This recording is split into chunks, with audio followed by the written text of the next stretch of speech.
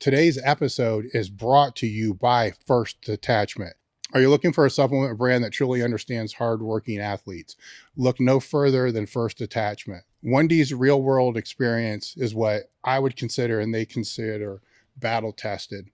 I have known Justin Harris for pretty close to 2 decades.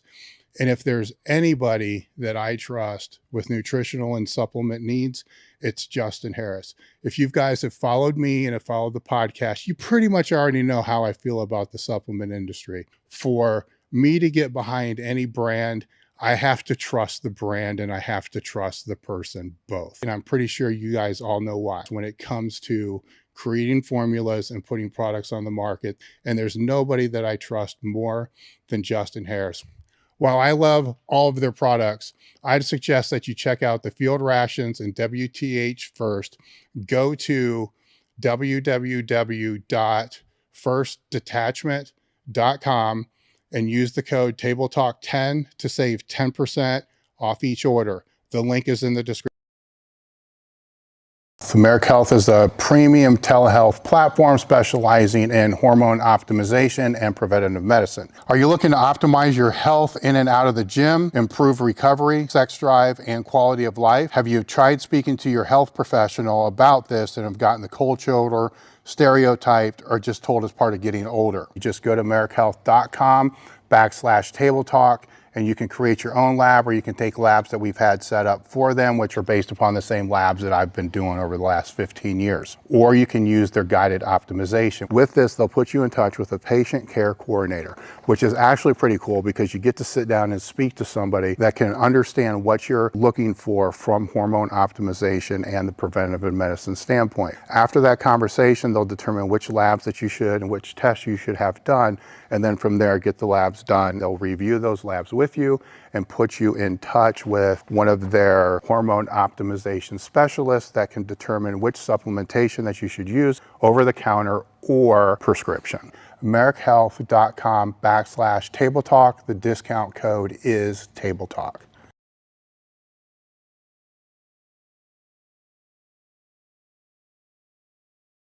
Today's episode is brought to you by EliteFTS.com.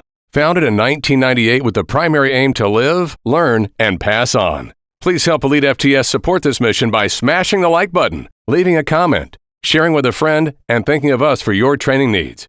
If you can put it in a gym bag or load weights on it, Elite FTS has it. What's going on? I'm Dave Tate. We are broadcasting from the middle of the Elite FTS weight room, where the underground still thrives and you're part of the crew. It's time to sit down, keep it real, and cut the bullshit. Welcome to Table Talk.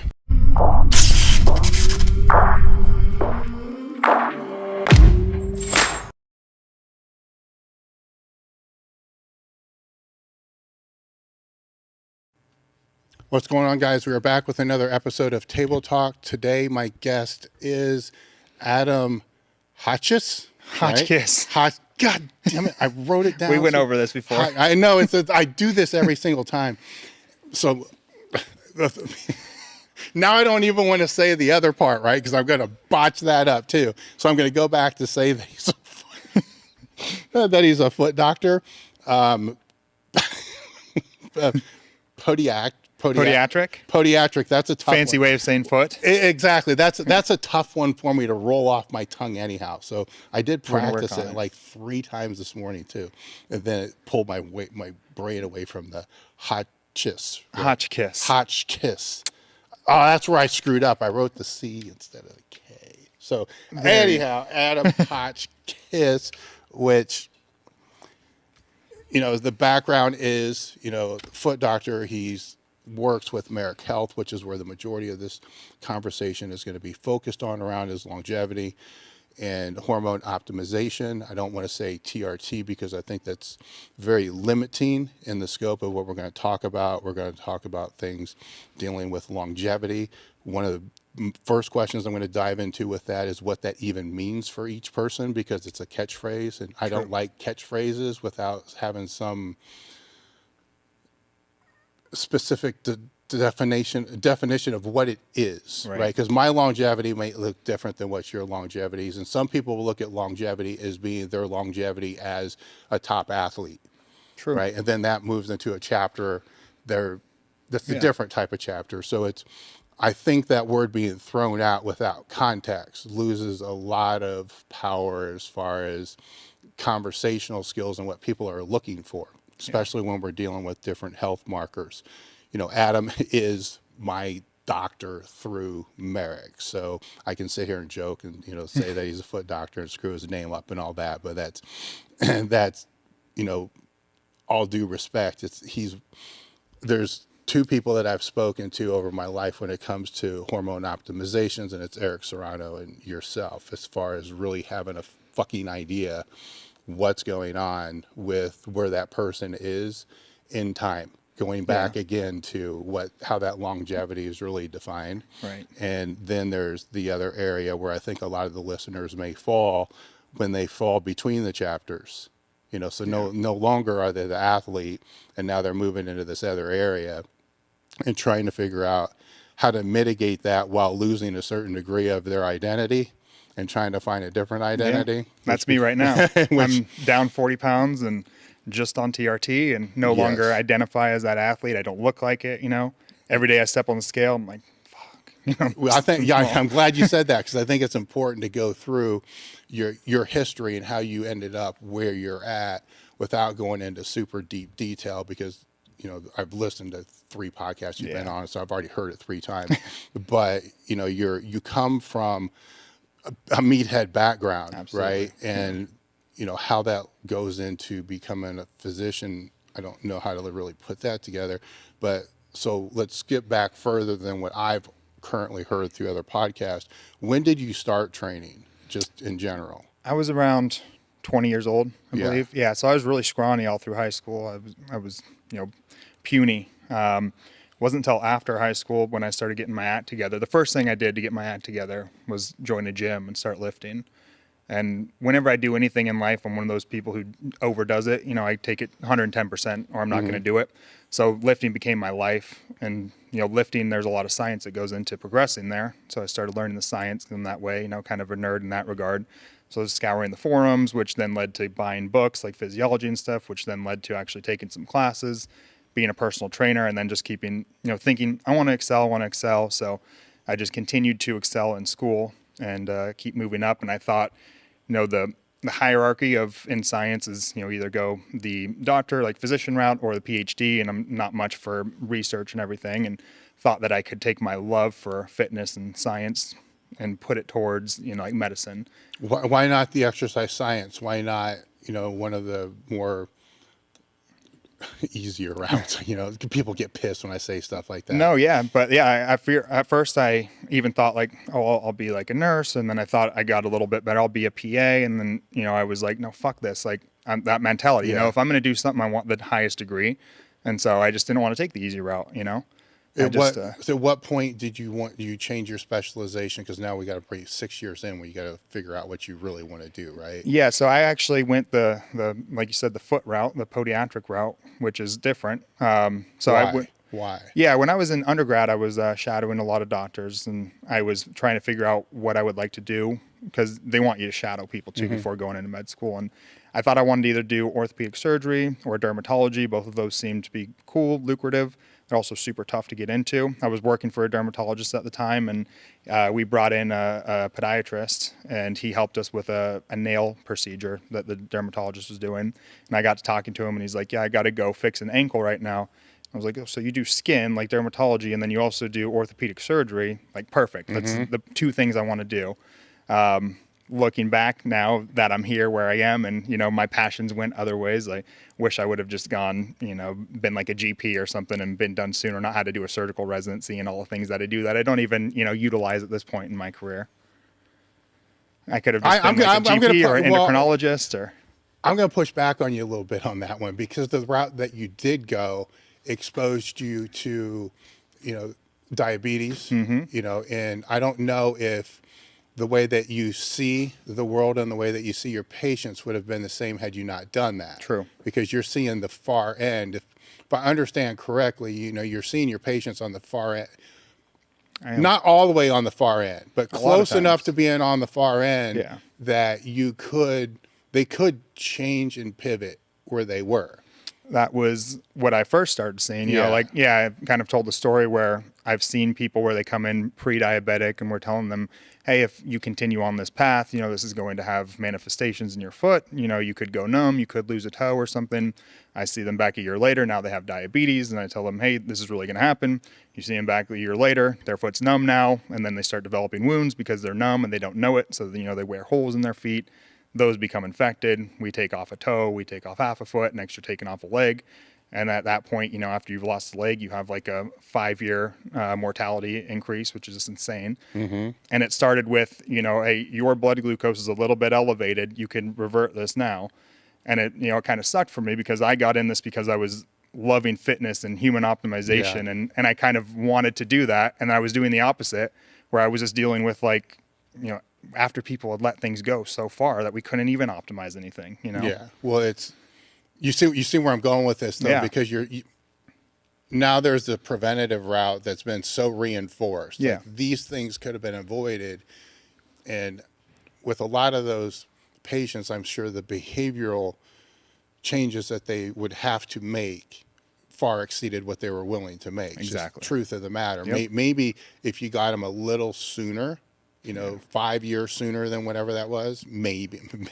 Which is what Right. led me to Marek, you know? Yeah, where now you can see it way sooner to be able to Exactly. prevent that, but not just the diabetic route, the cardiac route, the Yeah. metabolic health route, all the other different routes which Right. you guys test for, which there are markers, you know, there's clues, you know, Exactly. that kind of lead towards those. And the route that you went were big ass clues, right? Right. Yeah. Which, You know, and it fucks with my head a little bit though too, because I've had markers that have been bent off even when I was more meathead than I am now. right.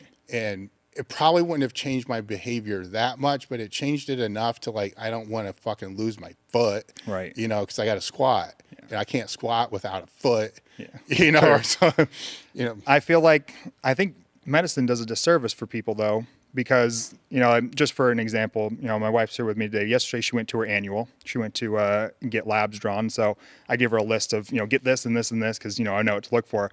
She got insane pushback. Why would you want these things? You know, what are you going to do if we find, and I'm like, why wouldn't you want these things? For example, they asked, why do you want an apolipoprotein B?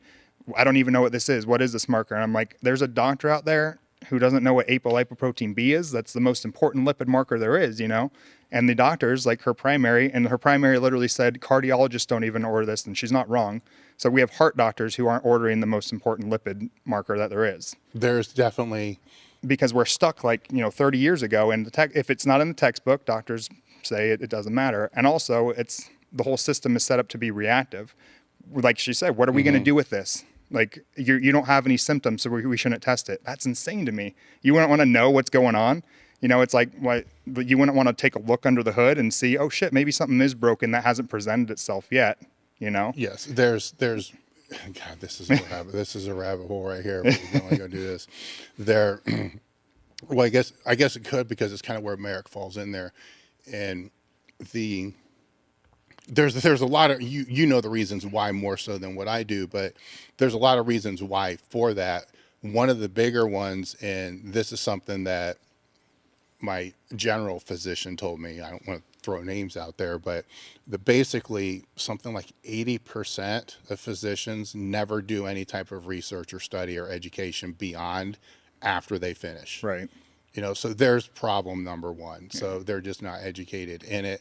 And the only education that the only education they get are going to be pharmaceutical reps that are going to come in during the lunch break that are bringing free lunches to be able to show them what this drugs. And then, you know, that stays in there. And that's that. The other thing is if you go in, and this is what I found even with the physicians that I've had that are good and do know these things. Even if I go in and we have the conversation, and now the better physicians are all private pay. It's just Of course. the way it's going. So, and I go in to see them, and then I don't have my labs, right? So we have the conversation, then here's the order for the labs. And then the labs are done, and then he'll get the labs. I get a copy of the labs, and maybe I always make sure I do. But, you know, typical patient. are not going to ask for a copy of the labs. They're not going to put their name on a list to be able to get the labs. They don't know where to go get the labs. And then they might get a phone call from a nurse maybe a couple of weeks later to be able to say, it's okay, or, cholesterol's high, watch what you eat. Yeah. That's it. And that's different than if you have the labs done beforehand, which is what I've done for the last 8 years. I have the labs done beforehand, then I go in and it's like, here, right? Yeah. And now let's have this conversation. Yeah. And then if something does look fucked up because I ordered the labs through, a different network then okay, we're going to run it through again, right? Then that will go through the insurance. Yeah. But the first one's not going through my insurance. The first one is so I can have a conversation about what is good and what's not good right there in real time. Yeah. Because that's what I'm paying for. And that's smart. I mean, even like with her, the doctor said straight up, like, I don't think your insurance is going to pay for this, which is true. Yeah. It's like young, healthy female. Why do we want to run lipids on you? You look very lean. There's no issue. So, unless you're lying, like, oh, my dad died of a heart attack when they were this age, you have to like start lying to these doctors to try to get insurance to do something, which is crazy. Why wouldn't we want to prevent people or help them to be better? I've talked about in school, we have pathology, anatomy, everything. There's no such thing as like the healthy person or the optimization 101, where we learn to take a good, healthy person and make them better, or even preventative. There's really no preventative medicine taught. We learn how, when things are bad, how to either keep them just bad enough to stay alive or to maybe revert them to a little less bad, but never really to make a healthy person healthy or to prevent somebody from ever getting to that state regardless, With the case that you're talking about where I did it once, right? So here are the labs that, the doctor wanted, and they were what you're talking about, solid, very solid labs.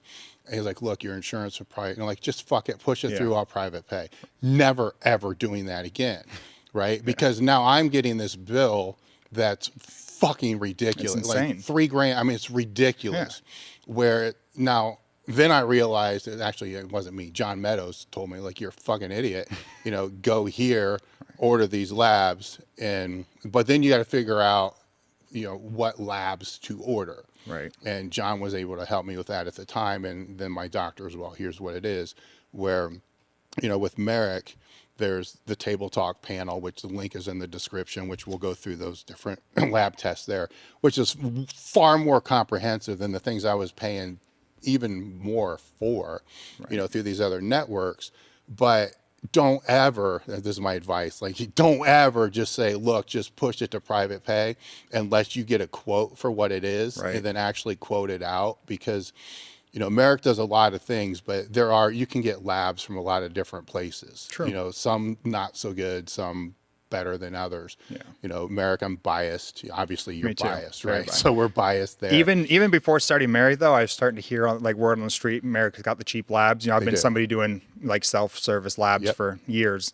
And Marek is cheap. Like, we get Met Labs through LabCorp. We're cheaper than if you go to LabCorp and it's crazy. So so we actually are pretty good as far as labs go. Yeah. This panel here, which basically there's more on here than what I would typically get done on a quarterly basis. And it's $150 less than what I would normally get done.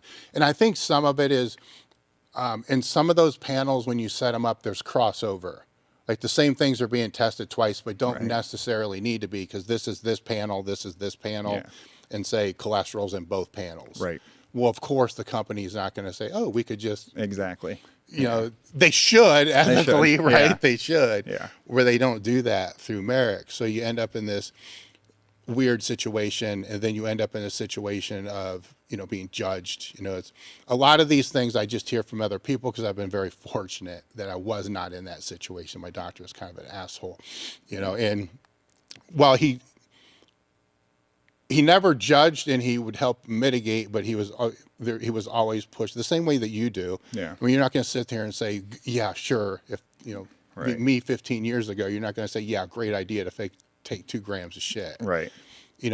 That's different than, but also understanding, well, if you're going to do this, then let's look at what these things are to see what's messed up, what's not messed up. And here's something that you can take that may help mitigate some of these things. And that's one conversation, which we'll have, is the mitigation risk, because that's one demographic of longevity. Like how long can you stay this competitive meathead? True. Yeah. Which isn't healthy, right? So this is fucked up, right? So how long are you going to stay being in an unhealthy state in the healthiest way possible? Right.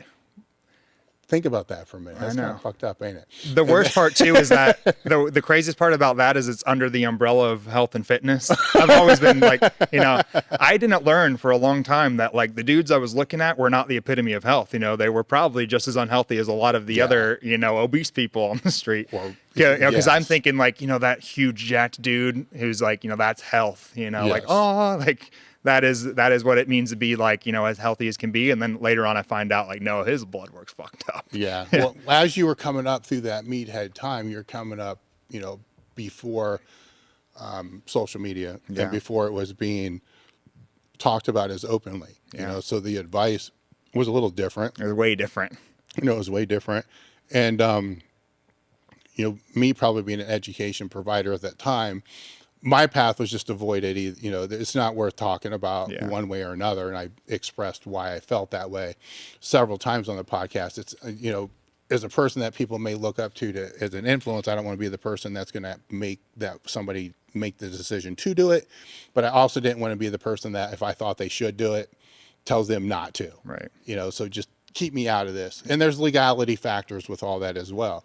So what did come out was really fucked up, right? Because now you're dealing with people that are like, fuck it, I don't care if, this comes back and has blowback on me, or they're just using an alias that can't be tracked back to anybody. GH15. I don't know. Do you remember him? No, I don't remember. Oh, he's big in the bodybuilding world. So a lot of your listeners will probably know. There was this dude on there who would say, take, I think he's GH15 because he recommended 15 units of GH, trend doses of like 100 milligrams a day, which I listened to. So, and there's a lot of theories about who it was. It's like a whole conspiracy, but there was this dude on the forum, which I was a part of reading. And, he's saying to be like the pros, you got to be taking 15 units of GH, 100 grams of tren a day, a gram of, test, and, kids like me, like when I was looking at steroid.com, I think it was, I'm looking side effects and it said, gyno. I'm like, I don't really have gyno. Okay, we're good there. Hair loss. I'm keeping my hairline. That's okay. Acne. Got a few pimples, but it's not that bad, and I'm like, I can deal with those side effects. No one was saying kidney damage, like heart failure, atherosclerosis. None of that was lined up. They would say your lipids will be a little bit skewed, but they'll get better when you get off. Just take some fish oil or, some citrus bergamot or something. And it's crazy, man. Now it's so different.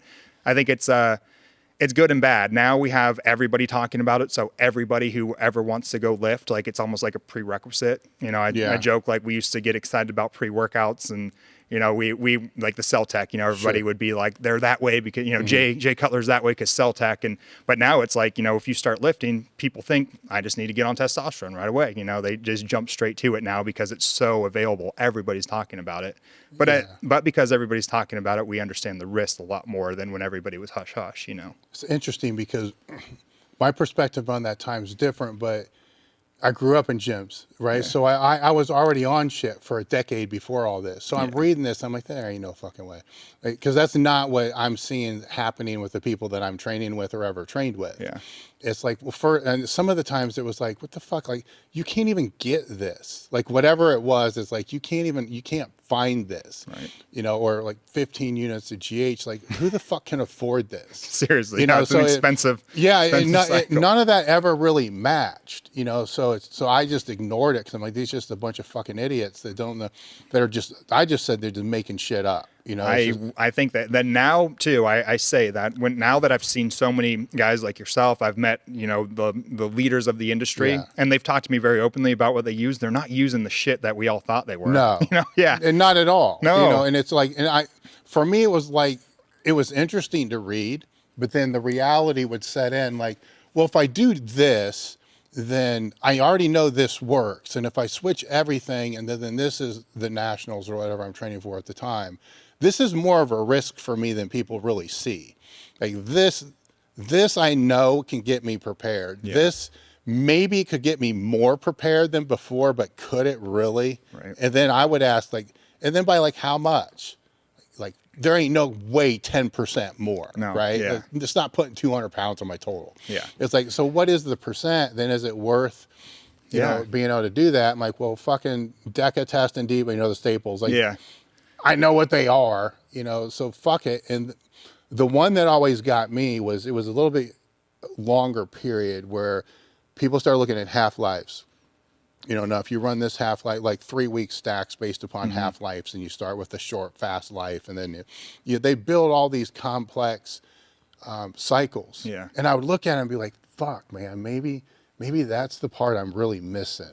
I swear to God, I'm like, maybe this is it. Cause I'm sure just like run and test all the time isn't the right thing. I'm happy to hear you've had that thought too, being, you know, as the lead as you are. Cause I tell people, you know, I always was thinking maybe it's because I'm not doing that I'm not as good. Yeah. You know? It's like, there's I was gotta be always something. like, you know, like when I was bodybuilding and stuff, like, well, it's because I don't have tren and GH, you know, that's why. And then I get tren and GH and my body stays the same, you know, not much change. And then I was in CrossFit and I'm like, I think it's because they have this peptide or this growth hormone, and I add it in and nothing changes. You know, it's like if you don't have first the genetics, I think is the biggest thing, especially when it comes to like bodybuilding or even a lot of athletic endeavors.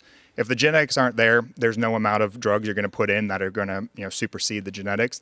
But the big thing too is the work ethic, like both in the gym and outside the gym. You know, I don't think people are honest to themselves. I know I wasn't, you know, I was like, I'm doing everything that I can do. You know, I'm doing everything. I'm lifting the weight, I'm eating the food. And then I realized, no, you're really fucking not, you know, like, you know, competing in CrossFit, I'm like, oh, you know, Rich Froning's that way because of the growth hormone. And I'm like, no, it's because when he was at rep 15 and that shit hurt, he kept pushing to rep 21. When I was at rep 15 and it hurt, I dropped the bar and took a second, you know. It was like, it took me a long time to be honest with myself. Like, no, you're just not putting in the fucking work that these guys are, you know. Well, some think they are, right? Because I was fooling myself, you know. Because the hardest you've ever worked is the hardest you've ever worked. Right. So that's kind of how that I mean, falls. if they like, you know, go, I'm sure if you put me through a workout, even at that time, I would have been, you know, nose bleeding, puking, like shit in my pants. And I thought I was training as hard as you guys. Sure. But yeah, when you actually go hang out with the dudes, you know, you get your ass handed to you. And then you go eat every 2 hours, you're pounding down food, you're eating until you're full, and then eating again and eating again and eating again. You know, I have guys come to me like, I can't gain weight. How much are you eating? 2,000 calories. I'm like, that's a joke. I'm like, triple that, you know? Yes. Like keep eating. You're hungry? Oh, I mean, you're full? I'm sorry. Keep eating, you know? Like, well, yes. Well, with those type of cycles that I'm talking, the thing that always, I critically think about probably more things than I should. It's probably not, it's actually, it's a good thing. I'm never going to say it's a bad thing, especially in today's world. It's a good thing. Yeah. But I would critically think about it, and what I could never get to work was, there's a big, and I said this even during Swiss with that panel, like there's always this big assumption with these steroid discussions that all this shit's real and it is what it's supposed to be. That's true too. Yeah. Right. So now we're assuming that the DECA is DECA, and we're assuming that the long acting ether is long acting. Yeah. But we're not assuming that the fact it could just all fucking be propionate because that's the cheapest to make. True. You know, and what's the most likely in a black market situation? That it's really going to be what it is, or it's going to be the cheapest compound with different labels. 100%. Right. And so now with that, then I'm like, well, fuck, I can't do unless I have a guarantee that 5 different compounds are all that are all what they're supposed to be at the right dose. That's a fucking impossible ask, by the way. Right? I don't care what anybody says today or how bad the comments are. Fuck you, that's an impossible ask unless it's coming from a real compound pharmacy. And then I don't even think there are 5 fucking compounds. I don't think so either. That are available to even be able to do it with, right? Because you can't prescribe tren, you know, or half the shit that's out there. Exactly. The work ethic part that you brought up, this is one of the problems, you know, because there's a lot of good, as you said, with more information about hormones. Let's just say test, because hormone optimization is different than test. But there's a lot of information about steroids, more so than there's ever been, which makes it more available for younger demographic to go on. And there's good and there's bad. I can see, well, it's better than cocaine. I get that. Right. But if on the flip side of that, when people go on too soon, in my opinion, and especially because I'm looking at it from the strength standpoint, so they train they get past the beginner gains 2 or 3 years, and then they get stuck. They have their first sticking point. Well, they got to figure out, how to optimize their training. Maybe it's the nutrition, maybe it's the rest. They got to figure out how to overcome the sticking point. And there's a skill to that, right? That's the art of training. Like there's a lot of science that goes into it, but that's the art. Like how do you get past some sticking point? Or if it's bodybuilding, your arms are 16 and they're not growing like they, and it's a year later and it's still 16. Yeah. And you haven't figured out how to get that extra quarter inch. If your first course of action is to go on shit, then you're still going to end up with a sticking point later. Exactly. All right. You're still going to end up there, but you don't have the skill set to be able to work through it. 100%. Like, is it nutrition? Is it recovery? Is it the way the training is? Is it what plays into all that? And it's much easier to learn that skill set in the beginning, right? Because even the slightest changes of one of those variables, like, oh shit, maybe I should just go to bed earlier. Yeah. Right. Now, for somebody that's 18, 19, and that's what the biggest problem is, because they're staying up till 3 a.m. playing video games and fucking taking stem. Yeah. They pull that, then their gains go through the roof. That change in rest and sleep when you're 40 isn't going to be the same as when you're there. So they're to me, they're limiting their top end potential by going on too soon. Yeah. Because you can only flip that card. No, once. yeah, I agree. And too, like when I started back then, the recommendations were first cycle for everybody, 500 milligrams of test and like D-ball. Like now we know you really don't even need anywhere near that. Like a cycle for a guy, first cycle could literally probably be like 250 of tests.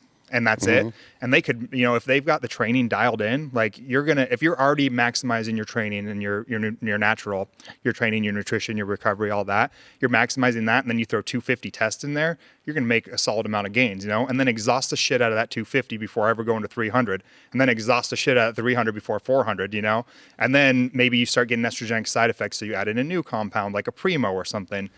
With me, I was starting out 500 like everybody was, 500 and some D-ball. Like, where do you go from there? Next is 750 already on your second cycle.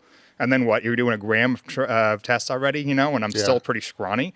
Like, shit, I should have maximized naturally first, which I didn't. And then I should have gone in a very stepwise approach, a lot, safer. So, what was the biggest dose that you had during a blast time? Oh man, I don't know, something crazy. This was during the time of Boston Lloyd telling everybody that guys did 3 cc's a day. Yeah. So probably it was upwards above a gram of tests, and then definitely I think there was one time when I tried Tren at 100 milligrams a day, which is crazy. With the gram of test? Probably. Okay, so 2-3 grams, so yeah. way up there. And the shitty part is I never even looked that impressive, and I never performed. I mean, when I was in the gym, guys would look at me and say that guy lifts, but there's a lot of guys that are in the gym that look like they lift too, and they're natural. It's crazy, but I think there's more guys like me who are on a crazy amount of shit who barely look like that. They just look like they lift. And then there's guys like yourself and, you're the guys you've ran around with who have done, half of what, they've only done cycles half of what crazy guys like myself did and are, breaking world records. Yes. Because and that's the disconnect that most people think. Most people think it's the drugs that got them there. And I try to harp every day. No, it's not. Well, I think it's important with the position that you're in now that, not that you did that, right? But it provides context. No, it does. Yeah. When you're speaking to the other, other athletes or people who are going down that road, because they're still going to see that crap. Exactly. They're going to still see stuff like that where, to me, the rule was, you need to take what you want to total the last 6 weeks before a meet. So if it's 2,400, you need 2,400 more. That's not all the time, and that's still bullshit. And like, where's that come from? That's funny. Like, how does that work? Yeah, right. But it's at the same time, at least I did, I can't speak for everybody, there are always those people that responded way better to shit than other people did. Oh, yeah. And they pissed me off like you can't believe. Me too. And then it became more of a factor of like, well, how can and this is back then, how can I get myself to respond better to this stuff that I am using? And then there's that rabbit hole. Yeah. Where now there's answers to that. Back then it was like, who the fuck knows what to do? Take this, you ask somebody like, well, this is supposed to help your, receptors, take more. Yeah. So, and because, after a while you realize taking more is not the answer because you go backwards. Yeah. I've seen that myself and I've too. seen it with so many other people. It's now, and I don't know if it's because your body's just under so much stress or mentally you're stressed so much that the cortisol just becomes so overbearing that you can't recover from the training. But it's just like, fuck, you know, this is terrible. Yeah, you feel like toxic. Yes. Yeah, you do. You can't sleep, you can't eat. You feel like, and you're training, you feel overstimulated, you know, like it's like taking too much pre-workout, but all the time your lifts almost feel like they're going down. Yes. Yeah. Yes. For sure. And so that gets you to when you I get you up to when your approach to work for Marek, right? Yeah. So how does that, I mean, does like Derek find out that you're like blasting 3 grams of shit at certain time? I don't know if he knew that at that point. How did you go on the radar from the profession that the area that you practice in to that? Yeah, I don't really know. Crazy story though, because I literally had saw Marek come up as like an ad, and I'm like, man, that's fucking cool, because that's everything that I want to do, you know. And I'm like, I wish I would have had the idea to start over from the beginning and go down that route and open my own clinic. Because at this point, I had already, you know, abandoned all of that, and I took a turn for like longevity, which I know we'll get into, where I'm going to downsize. I'm not going to do anything anymore, just TRT to maximize health and lifespan. And then I remember thinking that day, like, that's cool, Marek's cool. And then I wake up the next morning to a DM from Derek, which I didn't really watch Derek's stuff at the time or anything. I knew who he was, of course. And I'm like, this must be like a weird ad or some shit, like more plates, more dates in my inbox. Maybe they're sending out ads through his handle. And it's a voicemail, and he's like, hey, bro, I'm at this clinic, Marek, you know, and we saw your stuff, and we were wondering if you want to come work for us. And I'm like, holy shit.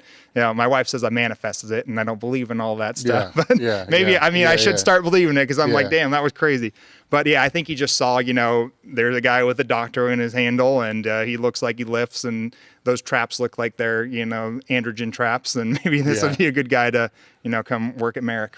Well, there are, I call them, because I've used a couple of them. I call them like Test Club for Men. You know, like, remember Hair Club for Men? Yeah. Like Test Club for Men, you just get a hold of this guy named John. Exactly. And then John sends you a text, but you can't text it back. You got to like call John. Right. And then John, like, what do you want? I remember the first time, like, what do you mean, what do I want?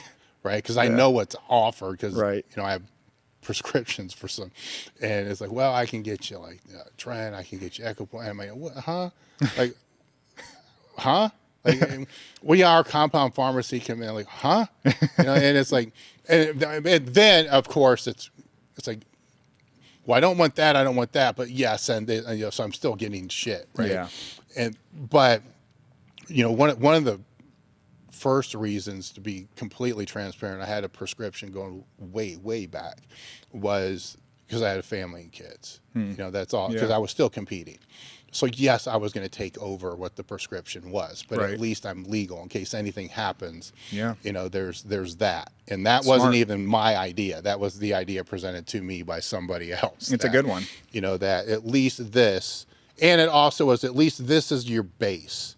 Yeah. So now you know your base is always going to be legit. It's not going to be some shit that's going to, you know, get infected or create some big fucking lump that you can't walk with. Which is exactly what I tell guys every day. You know, I had this kid the other day that was so scared. He was like, you could just tell he's super scared. And then he finally, like, he goes, I'm just going to be honest, man. I'm doing stuff. I'm like, bro, I know. I can see your labs. And do you know where you're at? You know, like, you're with like company. We're good. Yeah. And, you know, we're not going to prescribe you Tren. I know you want to do that, but I'm going to prescribe you a base so that you have a healthy base. And then we're going to talk about how you can do that Tren safer, you know? I tell people I can't prescribe you Tren, but at least I'm somebody who knows what it is.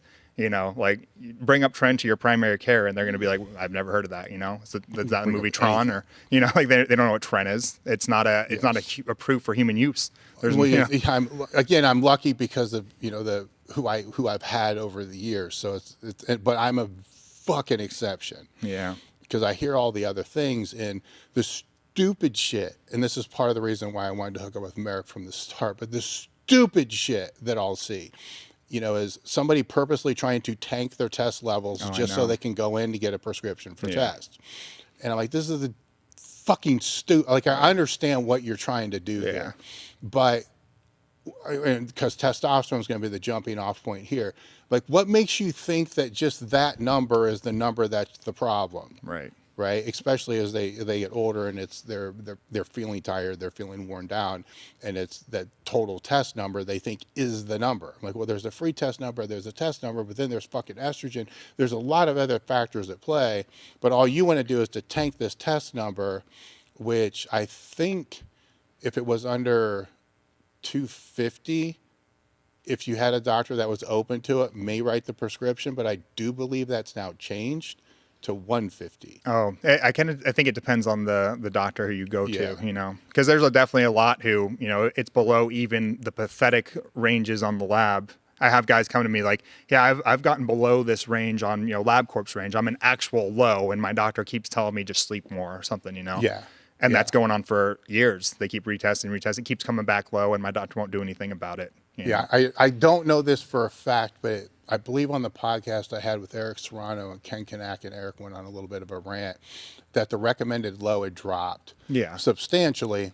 And what people don't realize is where those recommended lows come from are patients. And normally people with healthy tests don't go to see their doctor. 100%. You know, so it's that healthy low is always going to go lower and lower. It's the same with everything else too. I mean, like you look at cholesterol levels and they tell you the healthy is below 99. We know healthy is actually more around like 70. But, you know, so if you're just going off of all, that's why when you come to Marek, we don't give you you can see your LabCorp ones, but we put all of our ranges on there, you know. These are what LabCorp says. This is the actual optimal one, though. This is what a healthy person should be, not just somebody who's trying to get by, who's trying to not die, you know, because that's what those ranges are basically. How can we keep this person alive, not how can we make this person thrive? Yes. Let's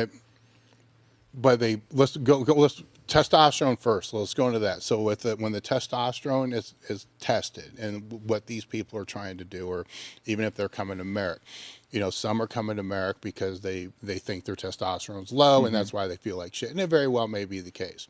You know, so you have the total testosterone and then the free testosterone, and explain how those aren't always the markers that you want to look at.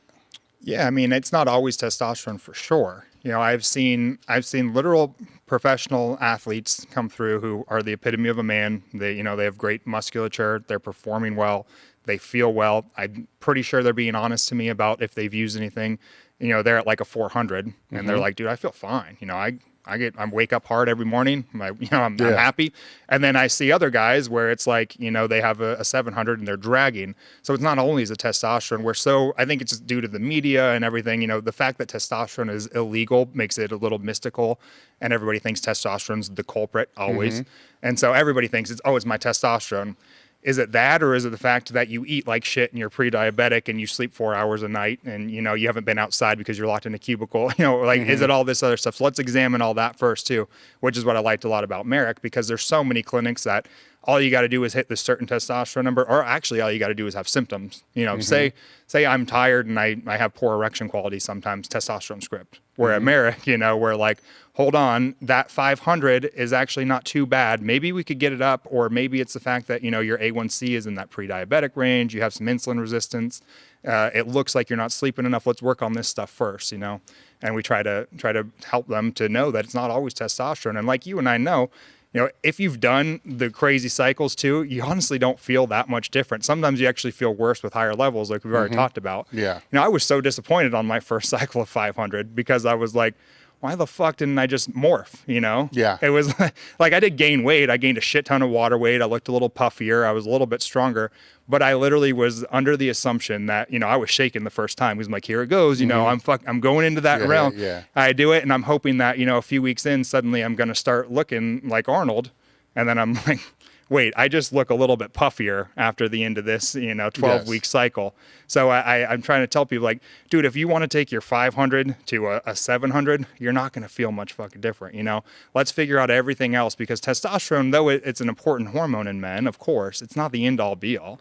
You know, and I think I have that unique experience. I'm like, I've had my levels everywhere from 300 to probably like 5,000, and I honestly can't tell that much difference a lot of the time, you know. What's the difference between that and the free testosterone? Yeah, and then there's the free testosterone, of course, too. So you have your total testosterone, that's all of the testosterone that your body makes, and then you have your free testosterone, which is the unbound testosterone. So testosterone binds to different hormone, or different proteins rather, that transport it throughout the body. So you have albumin, and you have another one called sex hormone binding globulin. The theory, it's the free hormone hypothesis, is that only the stuff that's free can kind of be readily used and have the benefit. So there is guys who have adequate levels of total, and then their free is super low, and they may be feeling the symptoms of, having low testosterone. So maybe the issue isn't actually the testosterone. Maybe it's because your SHBG is sky high. There's a lot of guys who go on keto diets and things like that their SHBG will go higher. And so maybe it's all about just adding in a little bit more carbohydrates, and then we can get your free back up and you feel okay. And you could have bypassed the whole going on TRT for life thing, What are some of the ways to bring the free up? So usually it's working on trying to reduce that SHBG. So that can be adding in carbohydrates. There's supplements like boron and magnesium who can either reduce SHBG or bind to SHBG to allow some of that testosterone to be released and freed. There's Anavar, that's highly effective at lowering SHBG. Yeah. So there's different ways to go about it. Usually we'll start, especially like a younger guy, let's not jump to the nuclear route of putting you on TRT for life. Let's try to supplement with some boron and get a few more carbohydrates in because you've been eating keto for the past 2 years, Well, it's going with the Anavar. So yes, the Anavar can do that, but I'm trying to think of my past cycles. When I go Anavar also makes something else really fucking not good. What is it that the Anavar drives up? It's not the cholesterol. It could be. It usually suppresses the HDL pretty significantly, and then it suppresses the SHBG and drives up your free testosterone. When you drive up free testosterone, you usually get more aromatization, so more estrogen theoretically. Yeah. So I think those are the main. So it definitely has a suppressive effect. And then it's an oral. It's a safer oral, but it's still an oral. Anything you take orally is going to have some effect on the liver. Yes. So that's okay. So that's the liver. It was tanked more from that, because I remember once this was before you guys. It's the total testosterone was, to me, because as a meathead just trying to figure this out, right, was not satisfactory where it was. It's like 700 or 600 or 400. It might have been like 585, somewhere like, not fucking satisfactory. So I am not happy at all. Like my shit's fake. Something's going on. But the free was through the roof. Yeah, probably because of Anavar or something. Yeah. And so my doctor's trying to explain to me that this is really good. Where you're at right now for what you're doing, this is really good. I'm like, this is bullshit. Like, this here needs to be like fucking capped. Right. Because some tests will only go up to 1,500. Yeah, it's usually 1,500. Yeah. So it's like, this needs, that's not. Yeah, you need to have the greater than 1,500. Yeah, like this needs to be capped. This is not right. And he's like, no, look, unfortunately I've got 12 years of fucking data. It's like, go look through. And I went and looked through. I'm like, holy fuck. That's where the realization came to me that there's more going on here than just this number. Definitely. Because when you look at the course of all these tests in a row, I wish I would have fucking plotted them somehow, to be able to see, because it sucks when you're laying it all out. Exactly. I also don't like guys to get too hung up on the free testosterone and try to get it too high, because you can feel like shit pretty quick if your free is too high. Yeah. That's going to stimulate that fight or flight, that sympathetic nervous system. So there's guys who go on even TRT who bring their SHBG down too low. A lot of clinics will do like a once weekly injection, and that will usually crush the SHBG, and their free testosterone spikes, and now they can't sleep. They've got insomnia. They're a little bit anxious, and that's usually from too much free testosterone just overpowering that sympathetic drive. So they're always in fight or flight. So if you're just trying to do like a TRT, maybe that's great for training. You want to get fired up. Yeah. But if you're just trying to do TRT, it's probably not great to have a a free testosterone off the charts. You want it somewhere in the normal range. That brings up a question that I have down here, is the administrative route. So say if it's oral, say if it's cream, say if it's sub-Q, or if it's intermuscular. It's the sub-Q and intermuscular has been a topic that's been going around, back and forth. Like, this is better, this is not better. Assuming that the agent's the same, right? Let's make this easy. Yeah. Then what's the difference between the routes of administration? So when it comes to injecting like subcutaneous, you get a little bit slower release. So it's a little bit more slow and stable. It's kind of seeping in. When you go intermuscular, there's more enzymes in there, the esterases, that can break it down a little faster. So you get more of an immediate hit of it. And so the argument for something like TRT is that you just want these stable levels. So maybe doing subcutaneous is better. You get that slow, steady, stable stream. In my opinion, though, if you're doing your injections frequent, like maybe 3 times a week, it's a pretty long half-life, something like 7 or 8 days. If you're injecting intramuscular even, but more frequently, you hit that saturation point, and it, whether you got there in 3 days or 5 days, eventually you hit saturation point, so it doesn't really matter. I would say when it matters the most is probably for like physique athletes, like bodybuilders, who I would never recommend sub-Q to, because then you're going to have, pockets of oil under your skin when you're getting judged. You don't want a big old lump on your glute. So I'd say both. I tell people do whatever you prefer. Coming from back when I did stuff, I've just always done IM, so I continue to do IM. The 25 gauge 1.5 inch needle, like we all did. Now we always are recommending for your average guy, it's a lot less intimidating to just use a tiny little, 1 inch 29 gauge insulin needle and to do subcutaneous. There's less risk of injury too.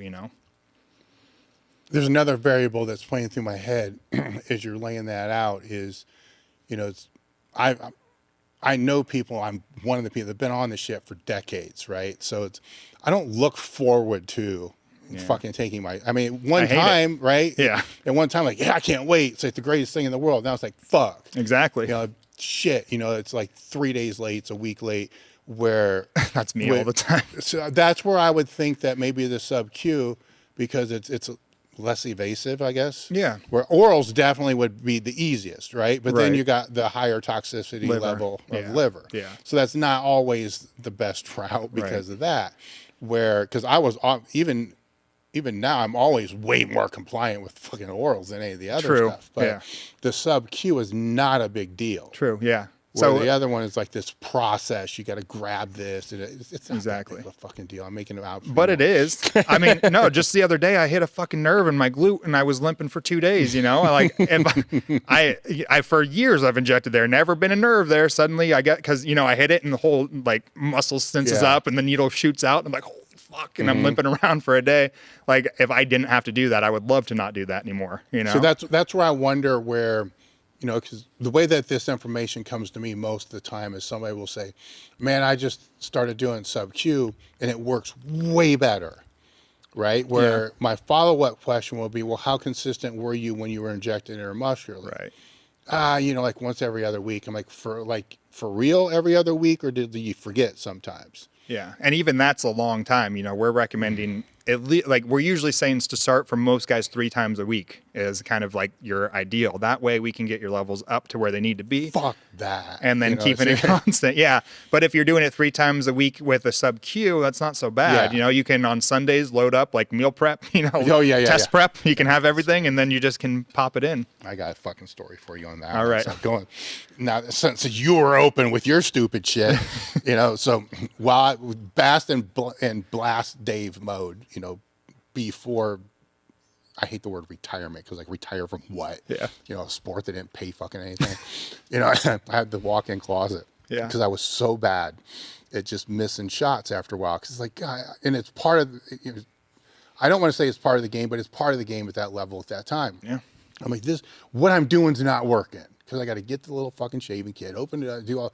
So I would meal prep it, man. I'd load this shit all up on Sunday, and then I had these coffee cups in my walk-in closet, like Monday, and there's an empty. There's like one for each day of the week, and it wasn't every day, but like 2 would go into Monday, 2 would go into Wednesday, maybe 1 would go into Friday. Right. Like, here, this is how it works. But what fucking always happened is I would just take Monday and just drop it in Tuesday. Find my deal in it, like fuck it, just going in there, and then it ends up they're all in Friday. Yeah. Like, motherfucker. So then I grab them all, go to a friend's house, or and then just give me all this shit. And they're like, are you kidding me? I'm like, look, just fucking pick your spot, lat, shoulders, whatever. Just drill me the fuck up with all of it. Yeah. And then so it ends up being this, looking back, like this clusterfuck of.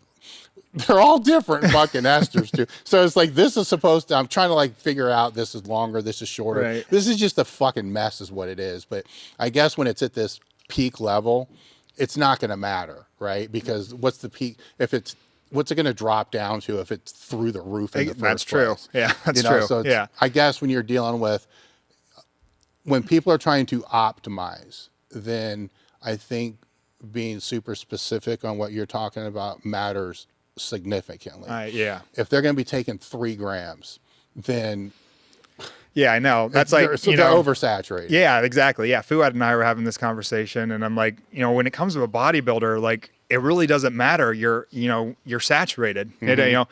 If you're doing sub-Q versus intermuscular, so you're telling me that you get to your saturation point at day 5 rather than day 3, like, who cares? You're in a 16-week cycle. Does that 2 days matter? Probably not. When you're coming to your TRT guy, though, where we're keeping you in such a small margin, the difference between your 400 testosterone and your 800 testosterone may be a lot for some guys, and we don't want it to drop down to that, because what we saw historically in TRT clinics was the 1 shot a week. Guys feel awesome because they don't have testosterone by themselves, or it's suboptimal. So we get them to feel awesome. We get them to that 800, 900, maybe 1,000. They feel great on Monday, Tuesday. Wednesday's coming around, it's dipping. Thursday, Friday, the weekend, they feel like shit. They're ready for their next shot, and that's what we tried to negate. Not this huge spike where you're on this hormonal roller coaster, where we can kind of mimic like what your body would naturally do, which would be to produce a little bit every single day.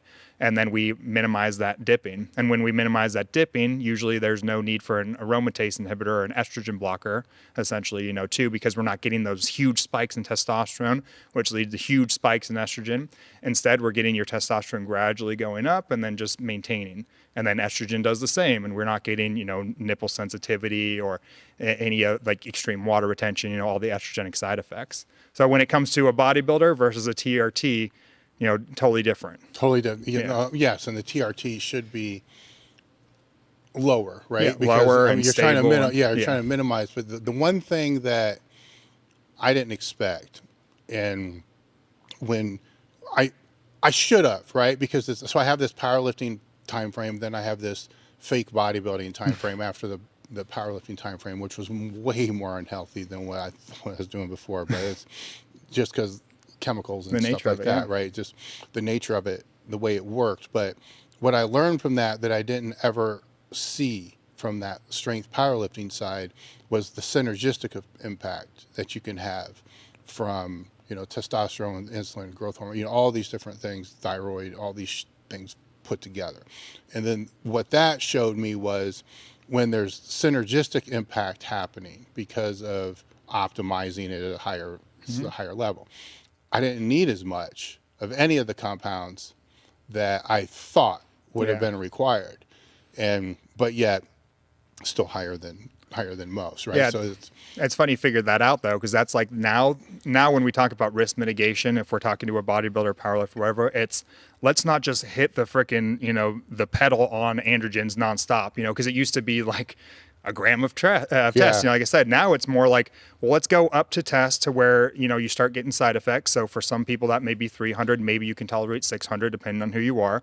When the side effects start kicking in, let's pull back on the androgens, and we have so many other pathways, we have metabolic pathways that we can go down, growth hormone pathways we can go down, insulin, we have so many other things. We can add the DHT derivatives, where before it used to just be androgen. What you figured out pretty soon on that you can take all of the pathways and use a little bit of each, all combined together, are going to get you amazing results with little side effect, because you're not, getting into toxic doses of any of them. You're using small amounts of everything, and you're getting massive benefit.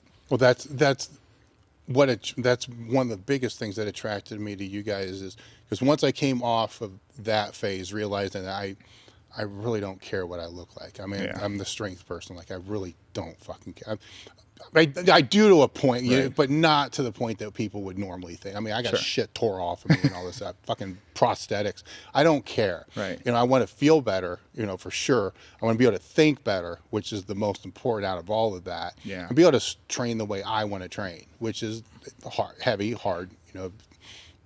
not really productive, but productive for me, for what that is. And so I didn't need all this other shit, anymore. And because even that, to a certain point, was creating more damage than it was not.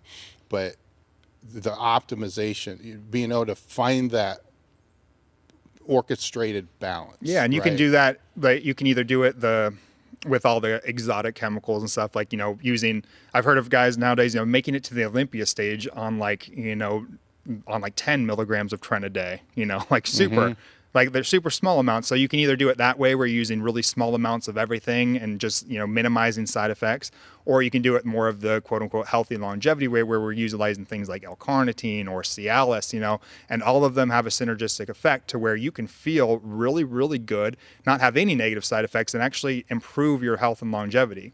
Things like the L-carnitine and Cialis have legitimate longevity benefits. So not only performing better, but potentially having better health markers and potentially living longer and healthier, If I could, go, I hate that, go all the way back to it all. I would have done it, that part.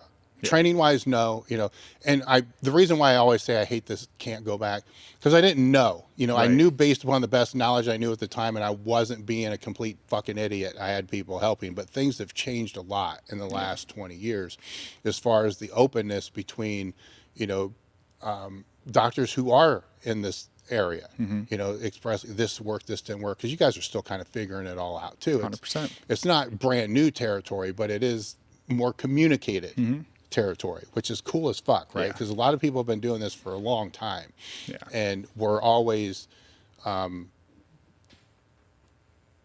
don't want to say hated. It's not really silenced either.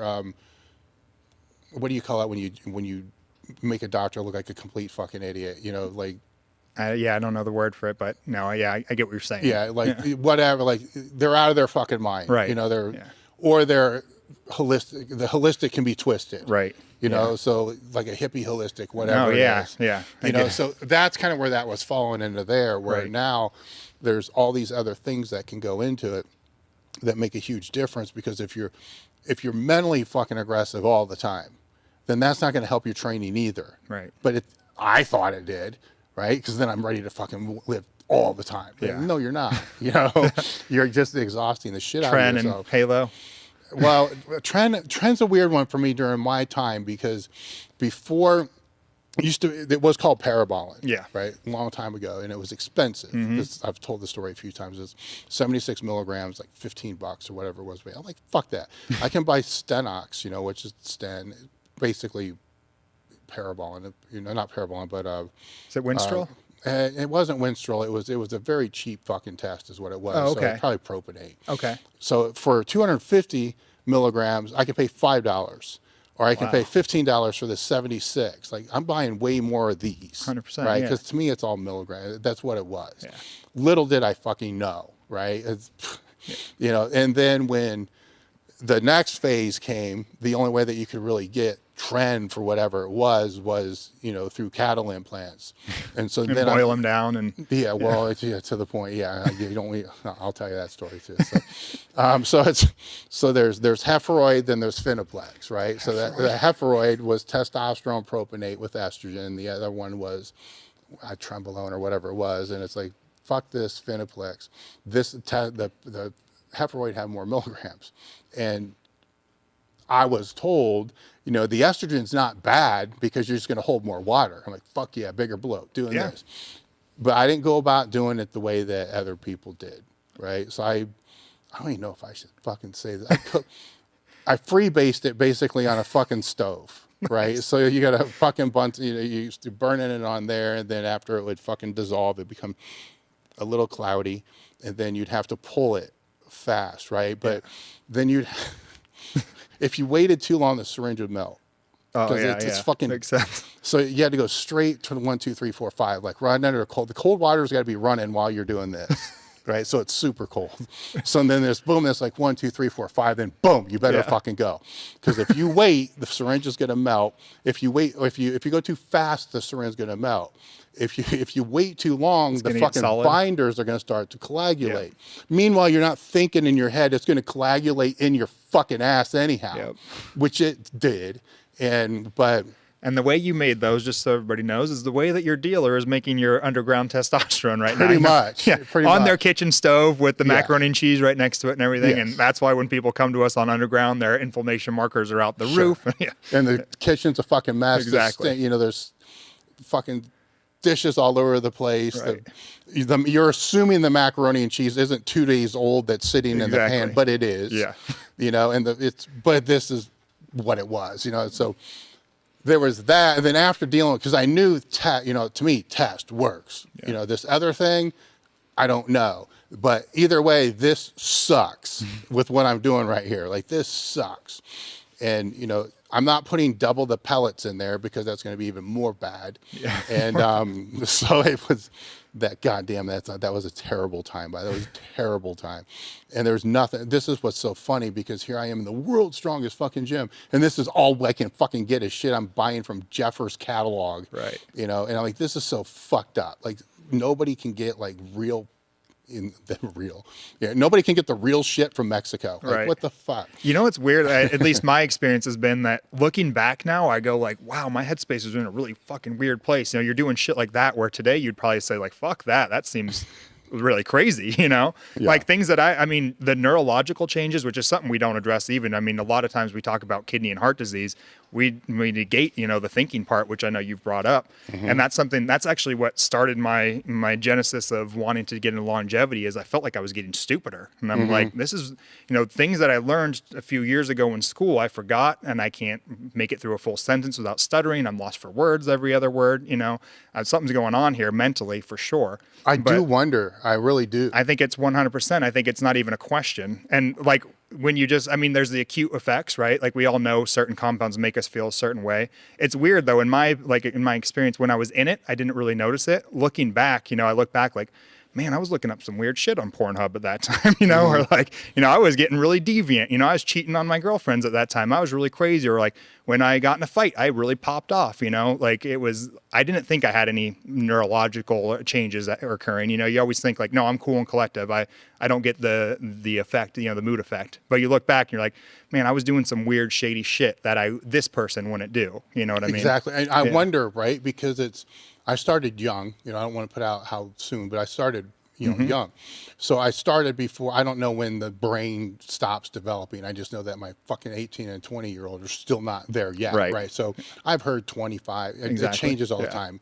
So let's say the brain's still developing, and then we don't know what the long-term, and I don't want to be one of those guys either, right? We don't know what the long-term impact of that is.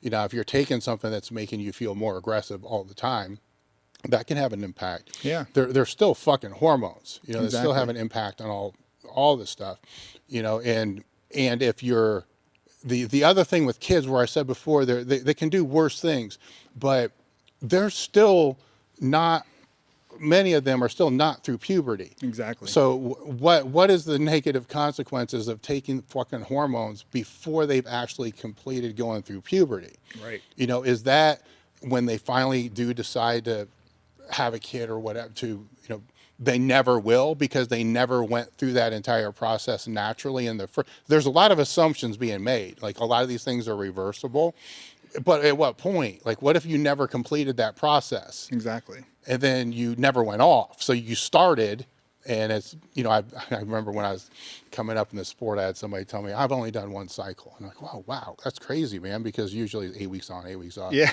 Then he threw some fucking year out that was like a decade ago. Yeah. It started in like 1972.